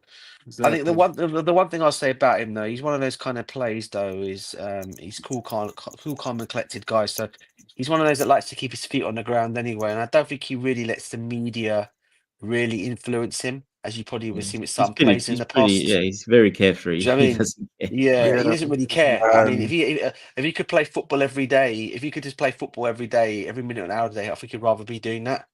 That's the good Not thing. everything was, you know what I mean? So, I mean, what I'm hearing is, and what I've read and what I've heard and the stories about him is that as long as he's got a ball at his feet, a football at his feet, he's happy as anything. He's like playing a kid in the park again, playing with kids in the park. That's how he is. He's one of them kind of players. He just likes the ball stuck to his feet all the time. So, look, if he carries on with that kind of thing and doesn't let this media stuff get to him, I know he could be a very good player for many, many years to come, and hopefully at Chelsea for many, many years to come. Because sometimes these people also do, like you said, they could divide the dressing room for one. Yeah. Sometimes it could also be a thing of the big teams out there like your Real Madrid and be, are you looking out there, Real Madrid, as a player here? A lot of these people don't want Cole Palmer at Chelsea anyway. Let's be real here, because they never expected him to be the player that he's turned out to be. And Yeah. it's just every time you're just hearing rival fans talk and all the idiotic pundits that come on TV, you just have to just hear it in their voices. They can't stand it. This kid is at Chelsea. They really can't. And that's what I love the most about it all. And hope he continues to say, you know what? I don't care. I just get on with my football. Care what you guys Yeah. think. Man, I'm at Did you guys Yeah, see Chelsea. of I'm the loving course. it. interview? Man. I hope Garvan forgives me. I think this is my fault. I started. We were Moses free, so then I started us Sorry, back bro. up again. It's okay. But Sorry, bro. I'll stop. I'll stop. Did you guys see the uh, interview? Sorry, the interview with him after he scored that Panenka penalty against Yeah, Tottenham. yeah. He And he what was he asked, "Do you know what you scored? What?" He goes, "Yeah, Panenka. Do you know what Panenka means, or what it?" He goes, "No, I have no idea. I never looked it up."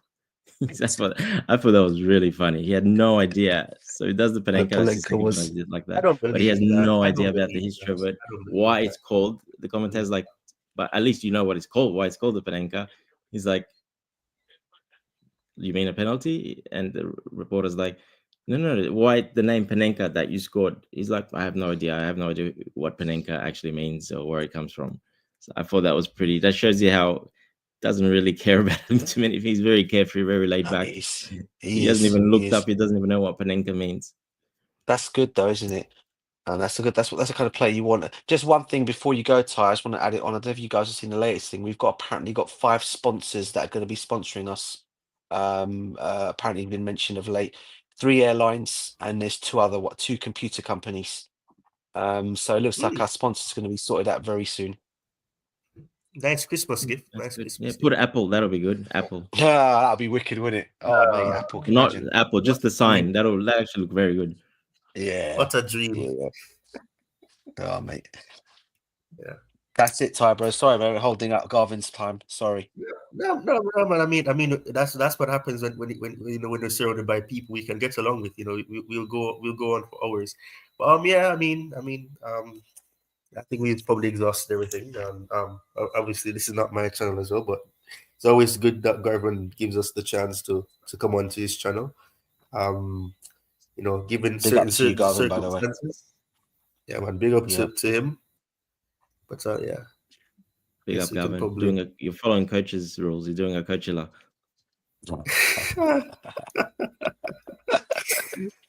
Oh man. Well, he's gone with it, I think, for his daughter and stuff. Yeah. So coach does the same with his sons. He's like, I'll be right back. And then he goes, he leaves me in charge, and he just never comes back. Yeah, I mean that's what happens when you're a family man. Yeah. You can't put a time limit on it. It's ever present. So yeah. Well, yeah, I think it was a good discussion. Everybody giving the insights, and obviously we got to touch on the top 8. So that's always a positive. Yeah, up the Chelsea as always. Well, great Yeah, win so, today. yeah. Long may it continue. Everton roll on, and hopefully we get the victory there, or a victory against them next, and we can go again. I know Liverpool fans are hoping we'll lose that game, but hey, we're confident we'll win that game. So up Chelsea, and obviously big up to every single one of you here. It's always nice chatting footy with you guys as always, and everyone in the comments. If anyone's still there, smash the like button, and please subscribe to the channel as well. Well said. I was about to do that too. So, what wonderful DJ you did it. I was gonna say that we should do Oh, that. sorry, as well. bro. No. I'm saying it's good because it slipped my mind, and then you mentioned it, so that's good. All right, cool. All right. All right, guys. All right, guys. Catch up with you guys soon, yeah? Yeah. Take care, guys. I'm going Take as care. well. Peace out. Peace. Take out, care, guys. everyone. Bye-bye. Bye-bye.